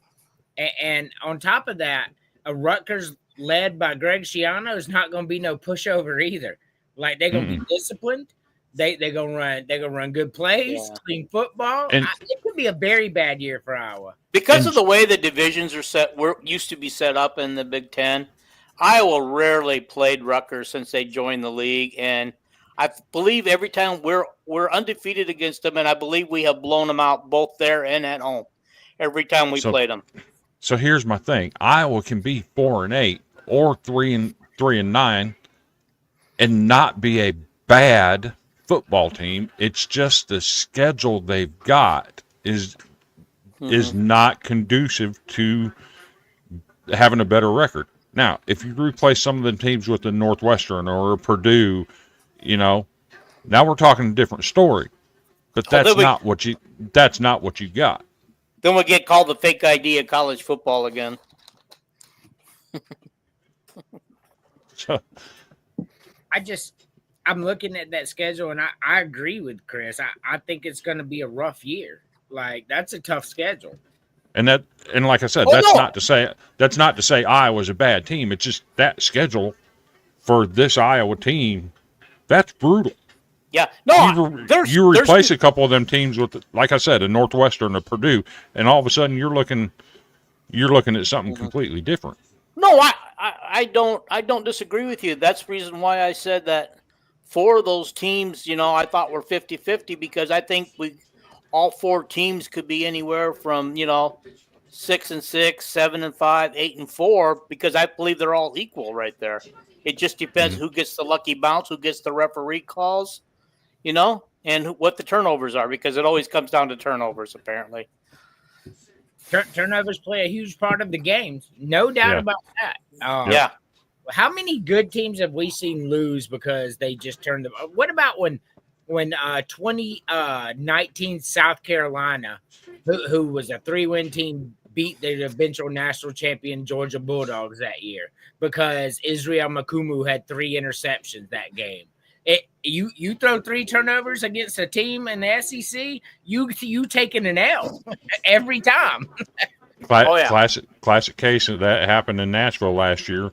Vanderbilt gets the opening kickoff. They go down, they score. Very next possession, Alabama throws a pick 6, and all of a sudden it's 14-0. You're less than 7 minutes into the game, and Alabama's playing catch up already. Yep. It's a Huge game changer.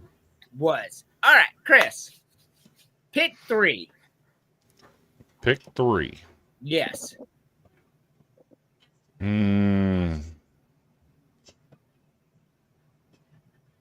me B. Okay, chocolate iced. D. Vanilla iced. And H. And the jelly. So you like the sprinkles and the sweet cream or whatever it is on top. I do too. Yep. I would eat all those donuts right now. So no crazy talk there. I just looking at Dean, I can tell he's about to say some crazy talk. So go ahead, Dean. Honestly, I would pick glazed, chocolate iced, and the crazy talk is I'm not picking any of those others out that board. I'm going to pick me a good old-fashioned maple-covered old-fashioned donut. See, that's crazy talk. Maple donuts are anyway. We'll get there. For me though, this is hard. Like I'm definitely if it's the cream filled, if it's a chocolate cream filled, it's a definite. But a powdered cream filled be good too. So I'll take cream filled. I'll take jelly. I'll agree with Chris 100% on that. I'll take jelly. And give me the blueberry cake. You ever had a blueberry cake donut, man? Good God Almighty, those things are just great. It's got the glaze on it, but without the maple. Now, anyway, Chris, eliminate 3. Coconut's gone. Walnut's gone. Crazy talk. And cherry iced is gone. Man, coconut's good. But to each their own. What about you, Dean? Which 3 are you getting rid of? I'm getting rid of the coconut, the walnut, and it's got to be the jelly because I don't like jelly-filled donuts. So there we go. That's crazy talk. It's been crazy talk all night. Why not just keep the ball rolling? Wow, boo! Jelly donuts are delicious. I do not understand what you were saying on that. I'll be completely honest, man. And especially when you get a lemon filled too. Ooh. So I'll take a cream filled. I'll take a cream filled. So let me add some context to this. They're not on here, but a chocolate covered Bavarian filled. I'm taking that number 1. Yep, I agree with you. Or a cinnamon twist. So, all right. My go-to is an apple fritter, actually.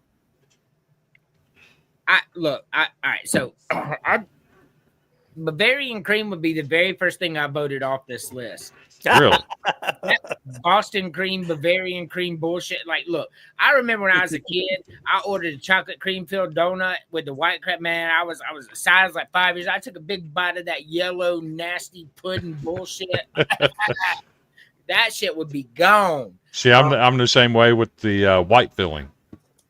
See, I love the white filling, man. It's just whipped cream, essentially. Whipped cream. So for me, I'm looking at this. The very first thing I'm getting rid of is maple. Maple got to go. Cherry iced, I agree with Chris on that. Cherry iced, it's got to go too. The walnut. I'm not a big fan of nuts on my donuts, man. Nope. Like, I don't like walnuts and sweet and peanuts and sweet. Like I just don't like it. I just don't. All right, so spot time. Who wins the Big Ten, Chris? Penn State. I agree. I think Penn State wins the Big Ten. Dean, that's your conference. Big Ten. I mean, Penn State. And you can watch my show on Sunday because we're going to talk about that. Oh, my excellent. Excellent. So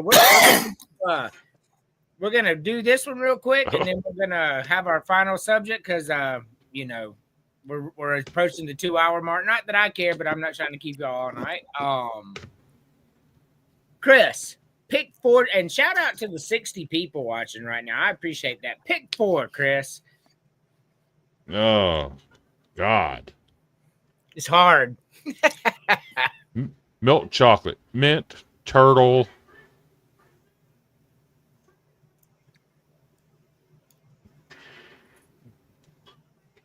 And white chocolate. Crazy talk. Dean. This is tough because I don't usually like these type of candies. That's crazy. But if I had to eat some, I would do the. Is that caramel? Mm-hmm. Okay, I'll do the caramel. I do the milk chocolate above it, and man, I can't hardly read those. I would do the one in the lower left-hand corner, right-hand corner, whatever that is. It looks graham cracker. Yeah. Yeah, it looks chocolatey. I would eat that. Wow. Okay. For me, I'm definitely getting the truffle. The truffle is amazing. I'm getting the salted caramel all day long. I'm grabbing the raspberry and I'm grabbing the cherry cordial. Yeah, for sure. Chocolate covered cherries are, oh man, they're amazing. But Chris is about to talk about chocolate covered cherries himself. So Chris, eliminate 4. First one off this board is chocolate covered cherries. Throw that nasty ass shit in the toilet and flush it tomorrow. That's crazy talk. Nasty. Almond clusters. I'm not a fan of almond at all in any sense of the word. I like almonds, but I don't like them in chocolate, so no crazy talk there. The coconut delight. I'm not a coconut person. Throw that shit out. Crazy talk. And raspberry. And I'll tell you the reason why. I used to live on a farm in Iowa that had a raspberry patch. We would be out there from sun up till sundown every day during the summer picking fucking raspberries. I ate raspberries till I was sick to my fucking stomach. I don't like raspberries because of that. Raspberry chocolate be good though. No, I'm done with raspberries. I ate all I wanted as a teenager. I'm never grabbing raspberries as a snack myself. Like I'll eat blackberries. You know, I like blackberries, and I'll grab a handful of blueberries maybe. But I'm with you on that. Like I'm not gonna just eat no raspberries. They weird anyway. But the raspberry candy flavor they make's pretty good. Dean, which 4 are you eliminating? Okay, first of all, I want to say that I'm going to replace A with English toffee. I didn't see English toffee before. I couldn't read it. Now I can. Okay. Okay, so now I'm also getting rid of the cherry cordial. Crazy talk. Okay, I'm getting rid of the almond cluster. But I do like almonds, and I actually live right in the middle of an almond orchard, and they grow a lot of almonds here for almond juice, and I got to tell you, I've learned to love them, but I don't want them in my candy. And then the turtle. I've never liked nuts in my food, so I think that's the 2 nut ones, right? Yes. Okay, we're done. All right. Nothing wrong with that. For me, the very first thing I'm eliminating on here is white chocolate. I do not like white chocolate. Crazy talk. It is not crazy talk. White chocolate nasty as hell. I'm probably at that point going to get rid of the peanut brittle. I mean, I just not with my chocolate. I don't know. I don't really like peanut brittle anyway. I'm probably going to get rid of the almond cluster as well.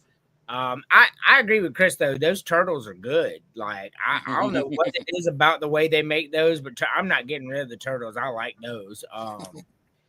And my other one probably going to be graham cracker. Last time it was English toffee, but I thought about it. Like you ever get a Heath bar? Those things are delicious. They are. It essentially is. So I can't get rid of that. So I can get rid of the graham cracker.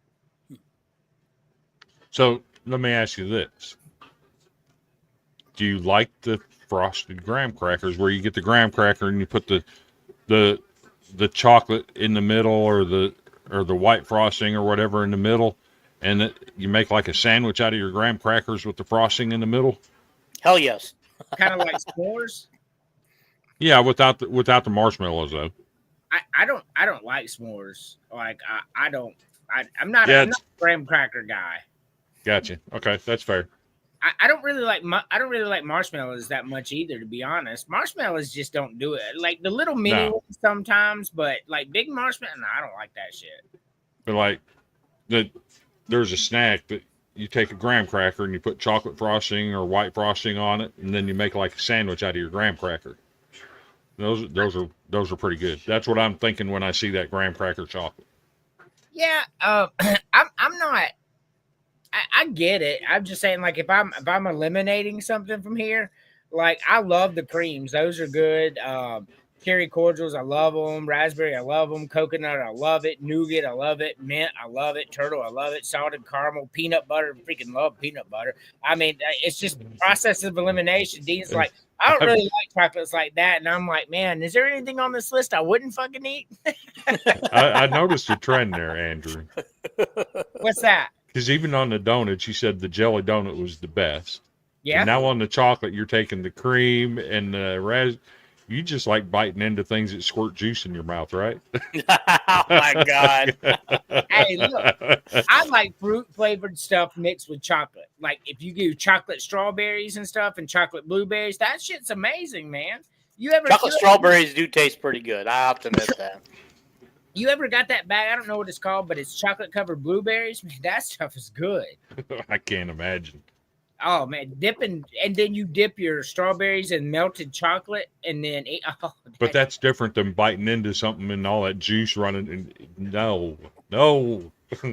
Hey, you picked jelly donut too. What you talking about? I did. I just don't like jelly. I don't like it with my peanut butter. I don't like it in my donuts. I do. I love peanut butter and jelly, man. Like I'd eat it. I eat some every day. I get them Uncrustables, Mm-hmm. and I thaw them out. And yeah, man, those things are good, man. You know, the weird thing about it when I was growing up as a kid in my household with my siblings and stuff is they would eat the crap out of peanut butter. I wouldn't even touch it. Now, if you get me near a jar of peanut butter, I'm going to take a spoon, sit in front of the TV, and have it done before the night's over. I'm with you. I couldn't agree more, man. So I had a problem there for a while. Like I had to go and see a therapist and all that for a bunch of different issues. But I was sleepwalking, and my wife has it on camera, Dean. I would sleepwalk into the kitchen, and I would open peanut butter and just eat it by the spoonful. Yeah. And I mean, I could do that right now. Don't get me wrong, but that's how much I like peanut butter. Like, me too. It's got to be Skippy as far as I'm concerned. I mean, I take any of them. Jif's good too. I mean, if I had to choose my personal favorite, it's the Peter Pan creamy. But Okay. I eat the Jif and what you said as well. Yeah. Mm-hmm. Hey, peanut butter's good, man. It is.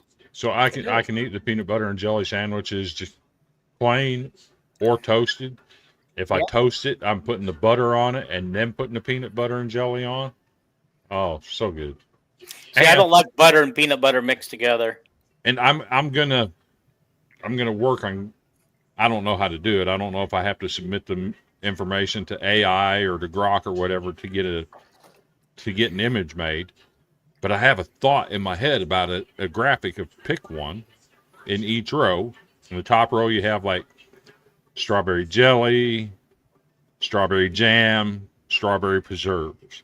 Hey, if you send that to me, I'll make it for you and send it back to you. And then the second row, like grape jelly, grape jam, Concord grape preserves. Yeah. Oh, okay. And just all the different flavors. Peach too. Peach, yep. Peach jelly, peach jam, peach preserves. I'm going peach preserves. But if you send me that, I'll make you a cool image. But yeah, I would eat the preserves before I would eat the jelly, even though they're kind of similar. And you got so many different brands. Like you can do the Welch's strawberry jelly, the Smucker's strawberry jam, the Blackburn strawberry preserves. Wait a minute. Let me ask you a question. What about the mashups? I can't remember what they're called, but they come with the peanut butter and jelly already in the jar together. Oh, I know God, what you're talking about. Yeah. For some reason, the peanut butter always tastes funky in that. So I agree with you, but I found a way through it, Chris, and Really? you'd be impressed. So I still get that stuff because it's kind of cheap, to be honest with you, and just add some more peanut butter that you won't already have on it, and yeah, it's good. Okay. But you have to add the peanut butter. I know exactly what you're talking about. They do it. I think they only do it with the grape and the strawberry now. Yeah, just grape and strawberry. Yes. Yep. I think it's Smucker's brand. I think Smucker's does it. Yep. I think that would be a fun one to go through and pick. I agree. You just remind me and I'll make it. We'll do it next week. I'll put it up on the pages and stuff because I love like my food engagement. My food little photos that I have is going to get me monetized on TikTok, bro. Like every time I open TikTok, I got 200-300 notifications and it's all food memes, like every single one of them. Geez, maybe I do that so I could get some. Man, I don't never get many views on there. And then I talked to you on my way to Iowa, the one about the travel centers. I think that would be a fun one to do. The Wawa, the Buc-ee's, the Loves. QT, Pilot, Flying Jelly. All of them. Okay, out of all those, Loves is my least favorite because they're just kind of junk. I don't hate Loves. Well, if I had to choose, Loves would be on the bottom of the list. So here's the thing for me is Loves and Pilot are the same exact thing.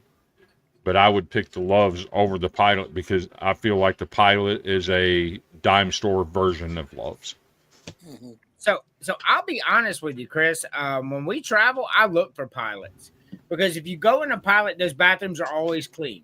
Okay. And that's what I'm really looking for. I don't do a lot of shopping. I don't like Buc-ee's. I don't like to be around that many people. But if you go to a Pilot, you're always clean because they have showers there for the truckers. The bathrooms are always clean.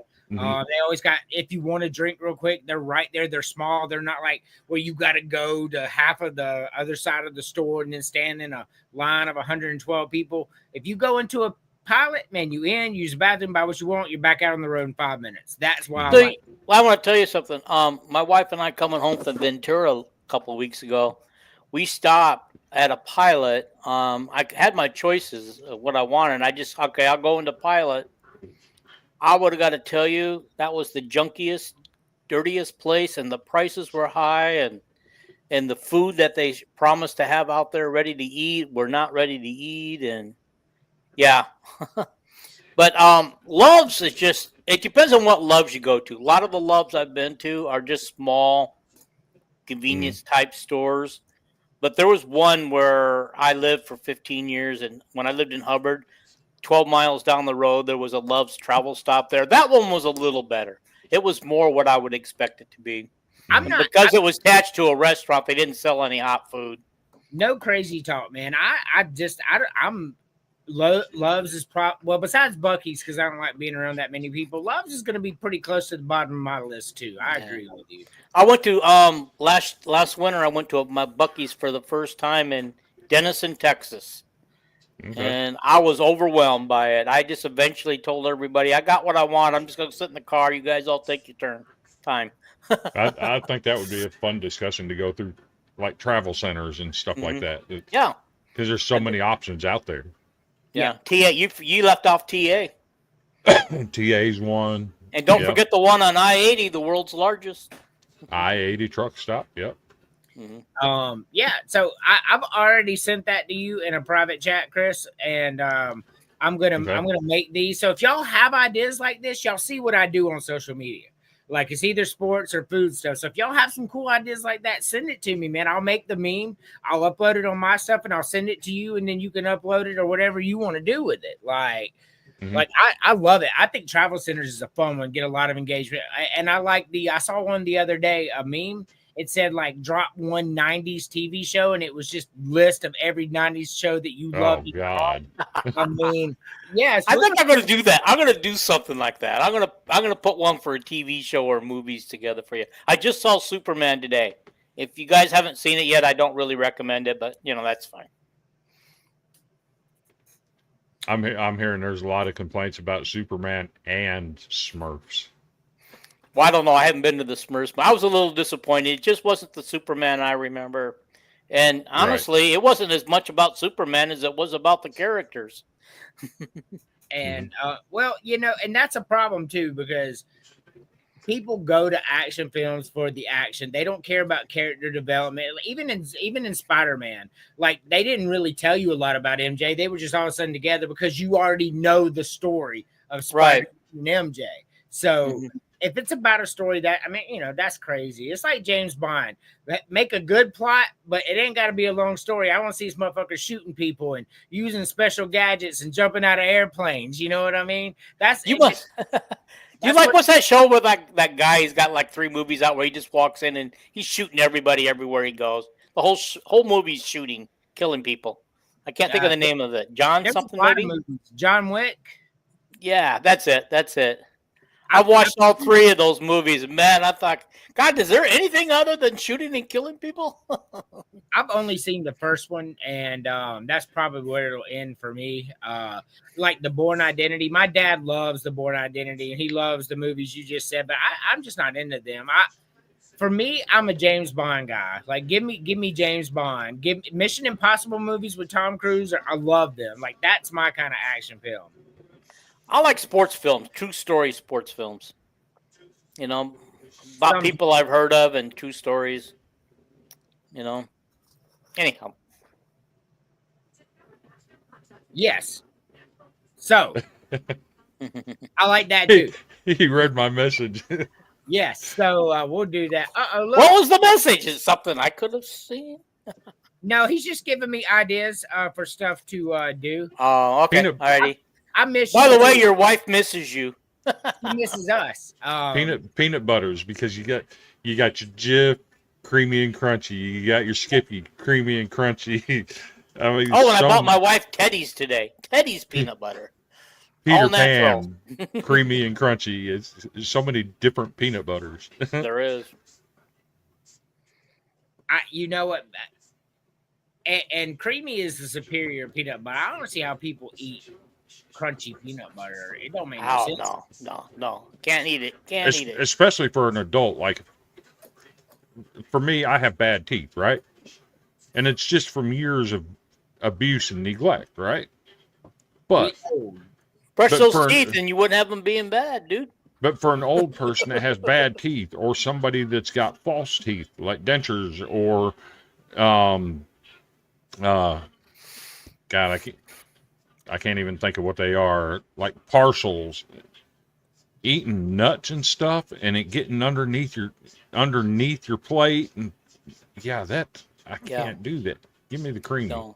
Yeah, most men don't eat nuts. Shout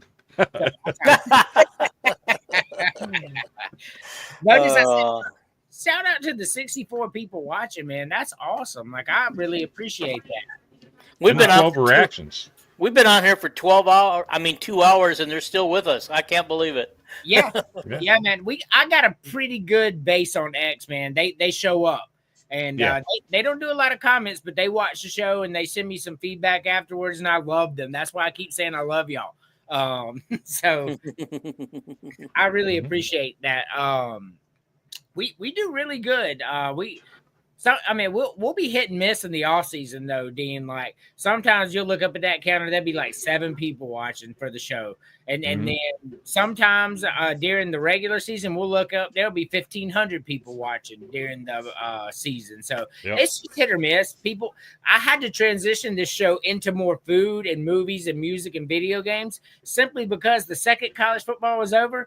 Man, remember that first show after college football season? We had 3 people watching, Dean. 3 people. They don't 3 care people on anything else other than college football, and they made that obvious. And I get it because that's what I mainly cover. If you follow the page in my social media, that's what I do. And they're like, I didn't even know Andrew watches baseball. Click, and they turn in the podcast. Yeah.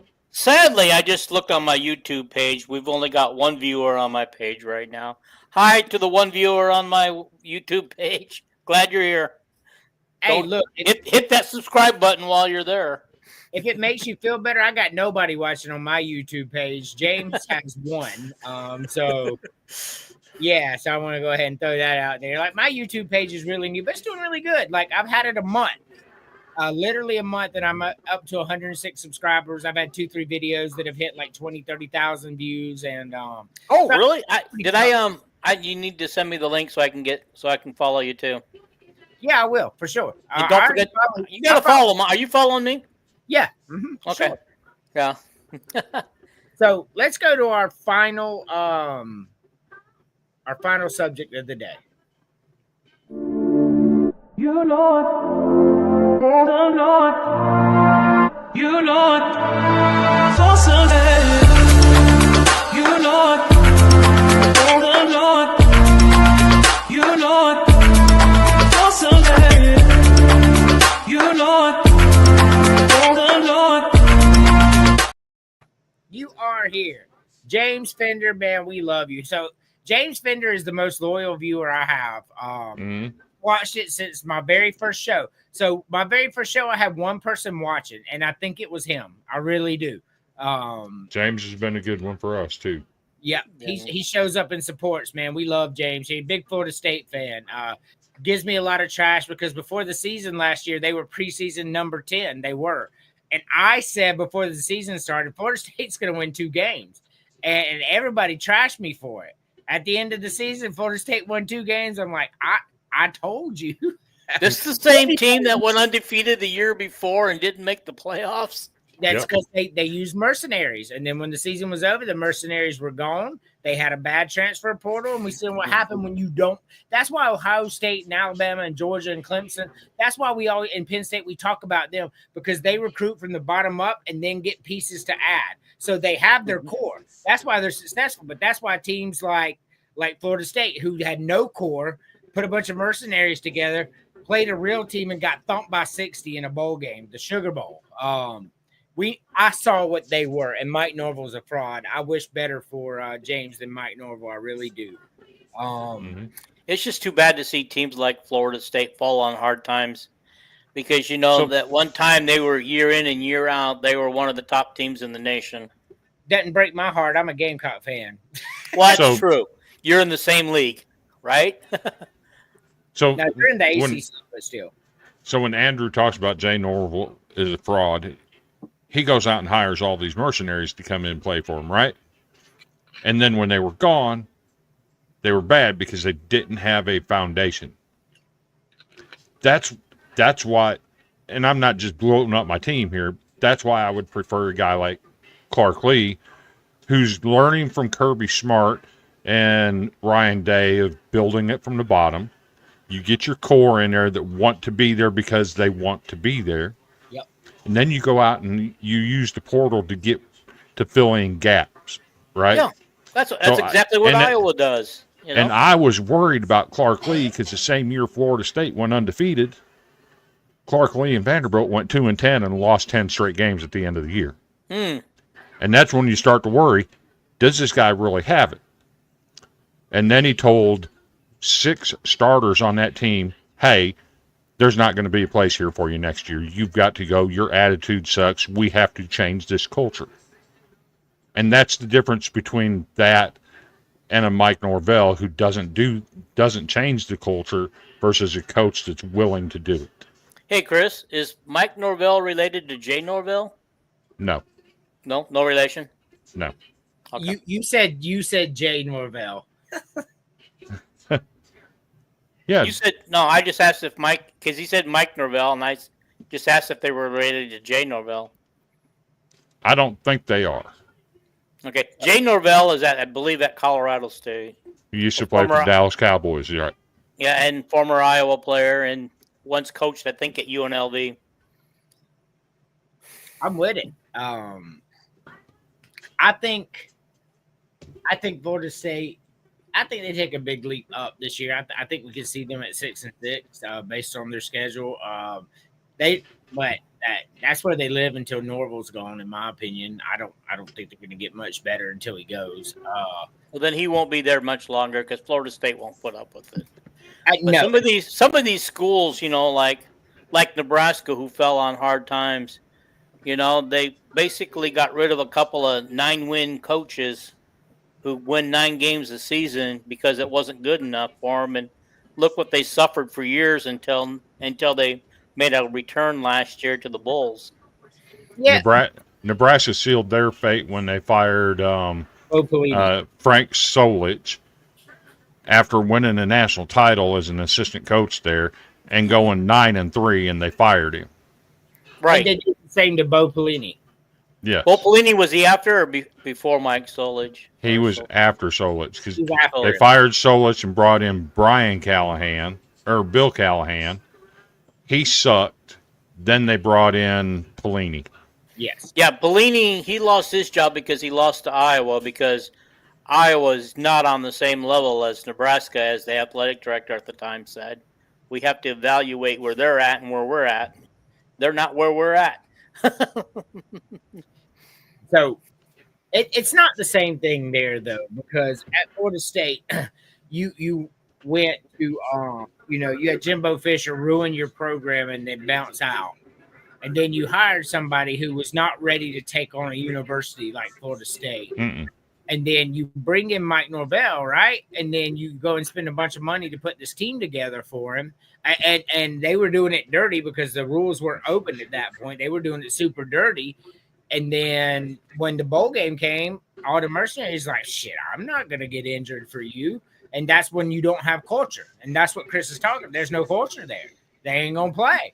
So, well, speaking of that, they've got to, now that they're going to do this, all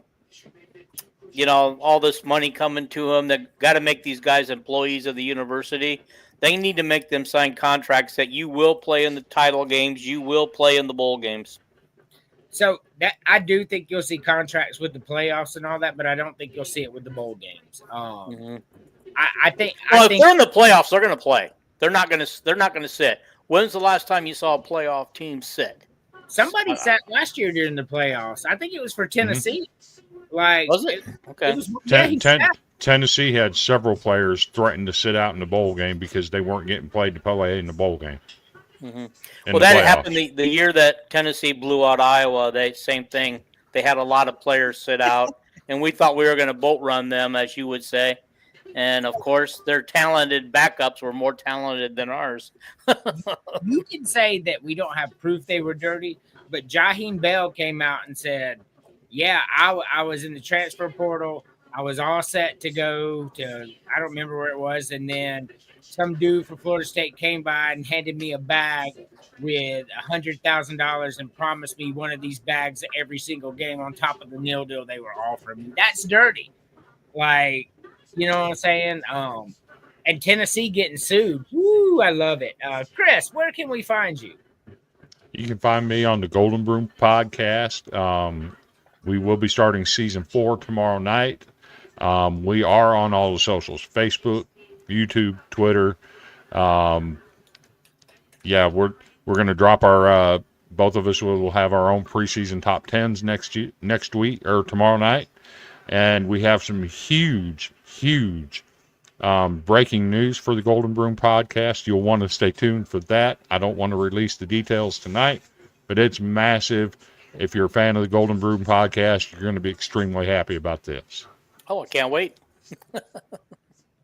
That'll be fun. Dean, where can we find you? Okay, it's Talking Iowa Hawkeye Sports. We do a live podcast every Sunday night, 7 o'clock Central. Okay. This week we're going to be discussing Big Ten ranking.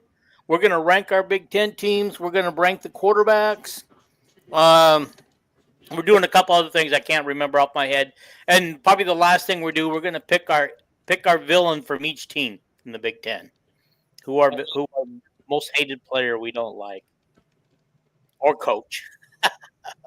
I love it. Most of mine in the SEC would be coaches. Like there's a lot of just really shitty people that are coaches in the SEC. Oh yeah, I've got a coach on the top of my list right now. And I won't say it. I don't want to spoil it. You guys got to come in and watch the show. Chris, you can share that info. All right. So there's a new entity out there called College CFB Backers. Or CF Backers is what it is. They're going to cover college football. I don't want to mention the previous entity that we were with, but several of us that were with a prior entity have kind of collectively formed our own, that we will be writing articles on websites. The CF backers, me and Andrew are both on that. I will be writing content. He's more for a support role in that, and absolutely excited to get back to writing some content again. Sounds good. Oh. Actually does. Hold on, we I got used to write a lot of content. I used to for a website, 247 Sports. we got breaking news. The NFLPA executive director resigned effective immediately. Wow. Could we be seeing a holdout this year? Is their union contract due this year? I don't know when, but isn't the CBA the 94 baseball had a CBA and they still went on strike, ended the season. Mm-hmm. Could be. I mean, it could be if he's resigning all at once. There's a reason why. You know. Mm-hmm. I don't know, man. Like, just as long as it ain't college. If NFL had to go away for a season, I could stomach it, even though I love NFL.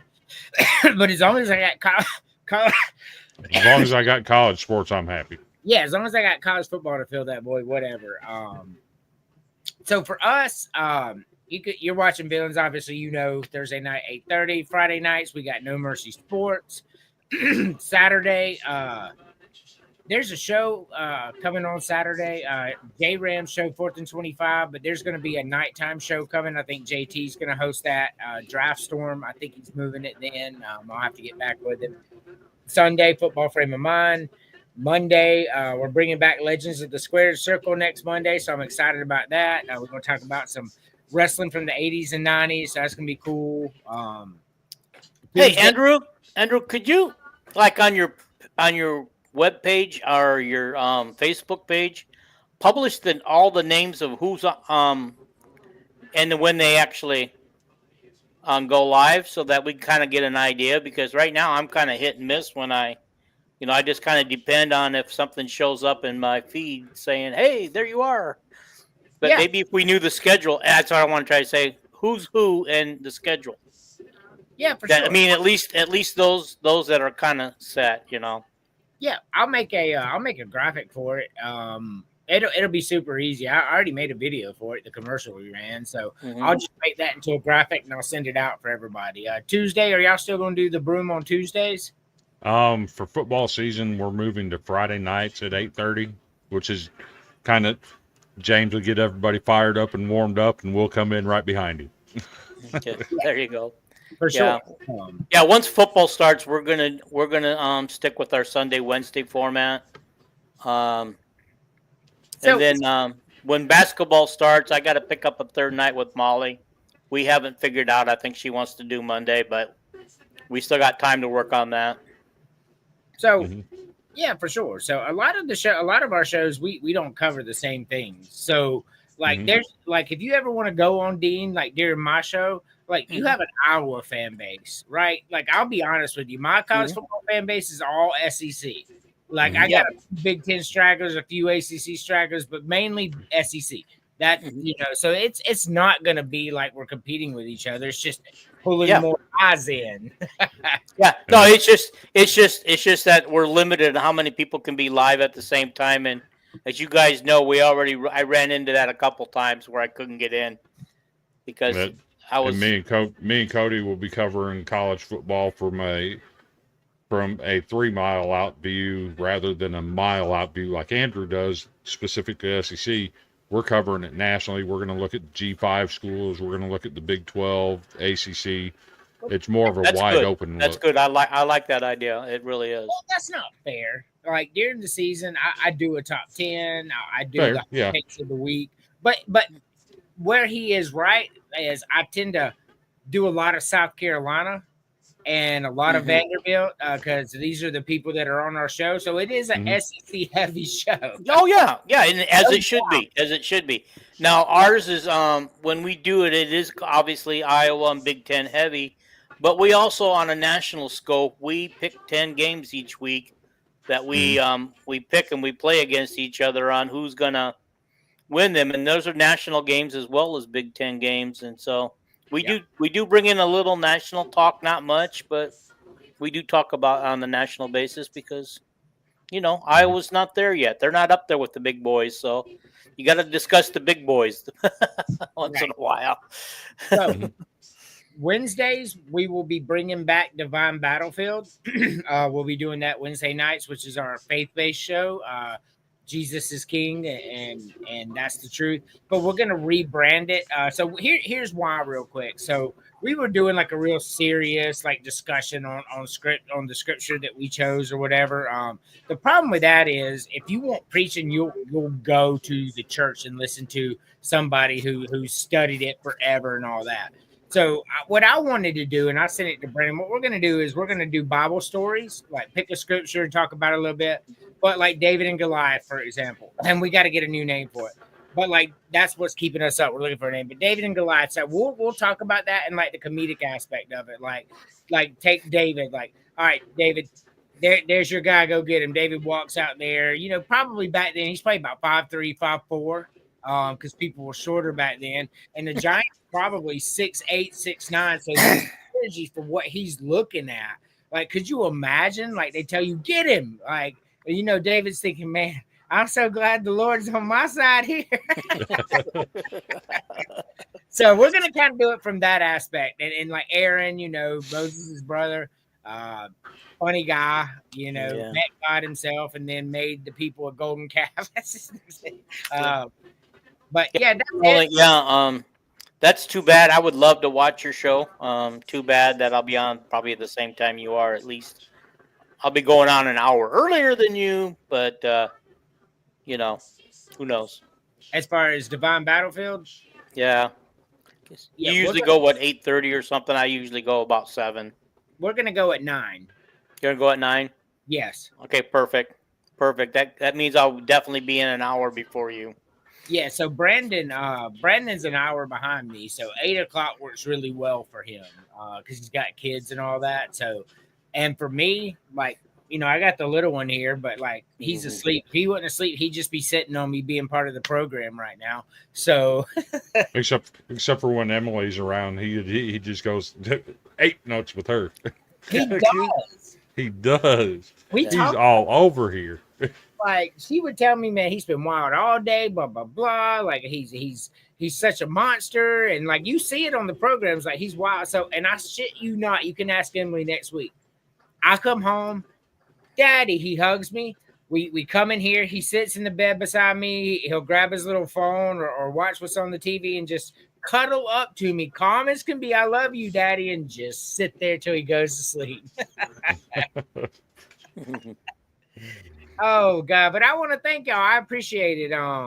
That was fun. And Ian, if you want to come on next week for a little while, you're more than welcome. Emily, I'd be happy to. Just remind me, and I'd be happy to come on for a little bit. Yeah, that's perfect because James is going to be out again next week because he's moving all his stuff from Texas to Chicago, so he won't be back till July 31st. This is the James that keeps commenting all night. No. James on my show. And okay. Well, I didn't know if James was on your show or not. I mean, these are new names to me. Dean, like, so I feel kind of hurt, buddy. James has been on every single show I've ever done, which makes me think maybe you've never watched my show. I have, but you always got somebody different. I think you had a Cody on there sometimes or something. Yep, that's my co-host. Yeah, and you have Cody on all the time. Yep. But no, I'm sorry. Maybe I didn't pay attention to the name, so I apologize. Yeah, I do have a lot of people. JD, JT, TJ. I have different people on all the time. But and you usually have your wife on here too. And my wife's always on there. James wears the glasses, man. He's the one with the big sunglasses. Okay. I'll catch him next time, and I'll say, "Yeah, I know who he is." Yeah, you know who James is. Like Like you, oh, gosh. He's the one that goes to sleep during live broadcast. What?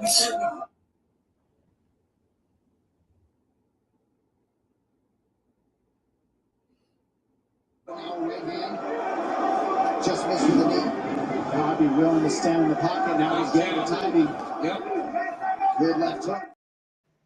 You just happen to have that ready to go. Perfect timing. Gosh. He was out. Was it too? He was out. Yeah, he was out. He had been up all day too. He hadn't eaten. So his plan was when the MMA, the UFC event was about over, he would go ahead and DoorDash him some food, and then he would eat. But the problem is, he never made it that far. Not that night. One night, somebody I was on a FaceTime call with, and I was in my office, and I was tired, man. I was going to sleep on him, and I think I finally fell asleep, and I got a little message. You fell asleep. I'll talk to you later. Man, I guess I started snoring and everything. James said no way he'd be on our show. We're too loud. Oh man, it was funny, man. So like, I turned it on because I just got home from work and I see him passed out and all these crazy thoughts that, oh my God, did something happen to him? I finally picked it up and he just fell asleep. So I called him. So on the show, so he had 5,000 people watching him live at that moment. Wow. 5,000. And I'm calling him. You can hear his phone ringing on Facebook. I'm calling him actively. And that was the actual video, right? That you showed the actual video. Wow. Yeah. And then so then I get on and I'm like, hey everybody, apologies, James, real sleepy. And then my son AC, he gets on here, he goes, James, wake up, James, wake up. I was dying. I assume though that you didn't embarrass him and you took him off the main screen. You would think so. You didn't, did you? You let him sleep on air. I did for a minute. Yep. So, he said, no, James is loud as hell. This James says he's too shy to be on the internet. James is loud as hell. No doubt about that. Okay. Do you think on this upcoming season I can make him rage quit again? I mean, and him, you like y'all be getting it. That's what makes villains go is. Yeah. Hey guys, me and James will get debates going where we feed off of each other with that stuff. Yeah. Hey guys, I actually got to get off. Being an old man, I'm past my meds. I didn't get my supper. It's almost bedtime for me. Well, we're gonna wrap it up. Thank you guys. All right. I appreciate you guys. Thank you for the invitation. I'll do it again anytime you want me to. Yes, sir. And as always, Matthew 24:13. This is a dangerous group that we're dealing with.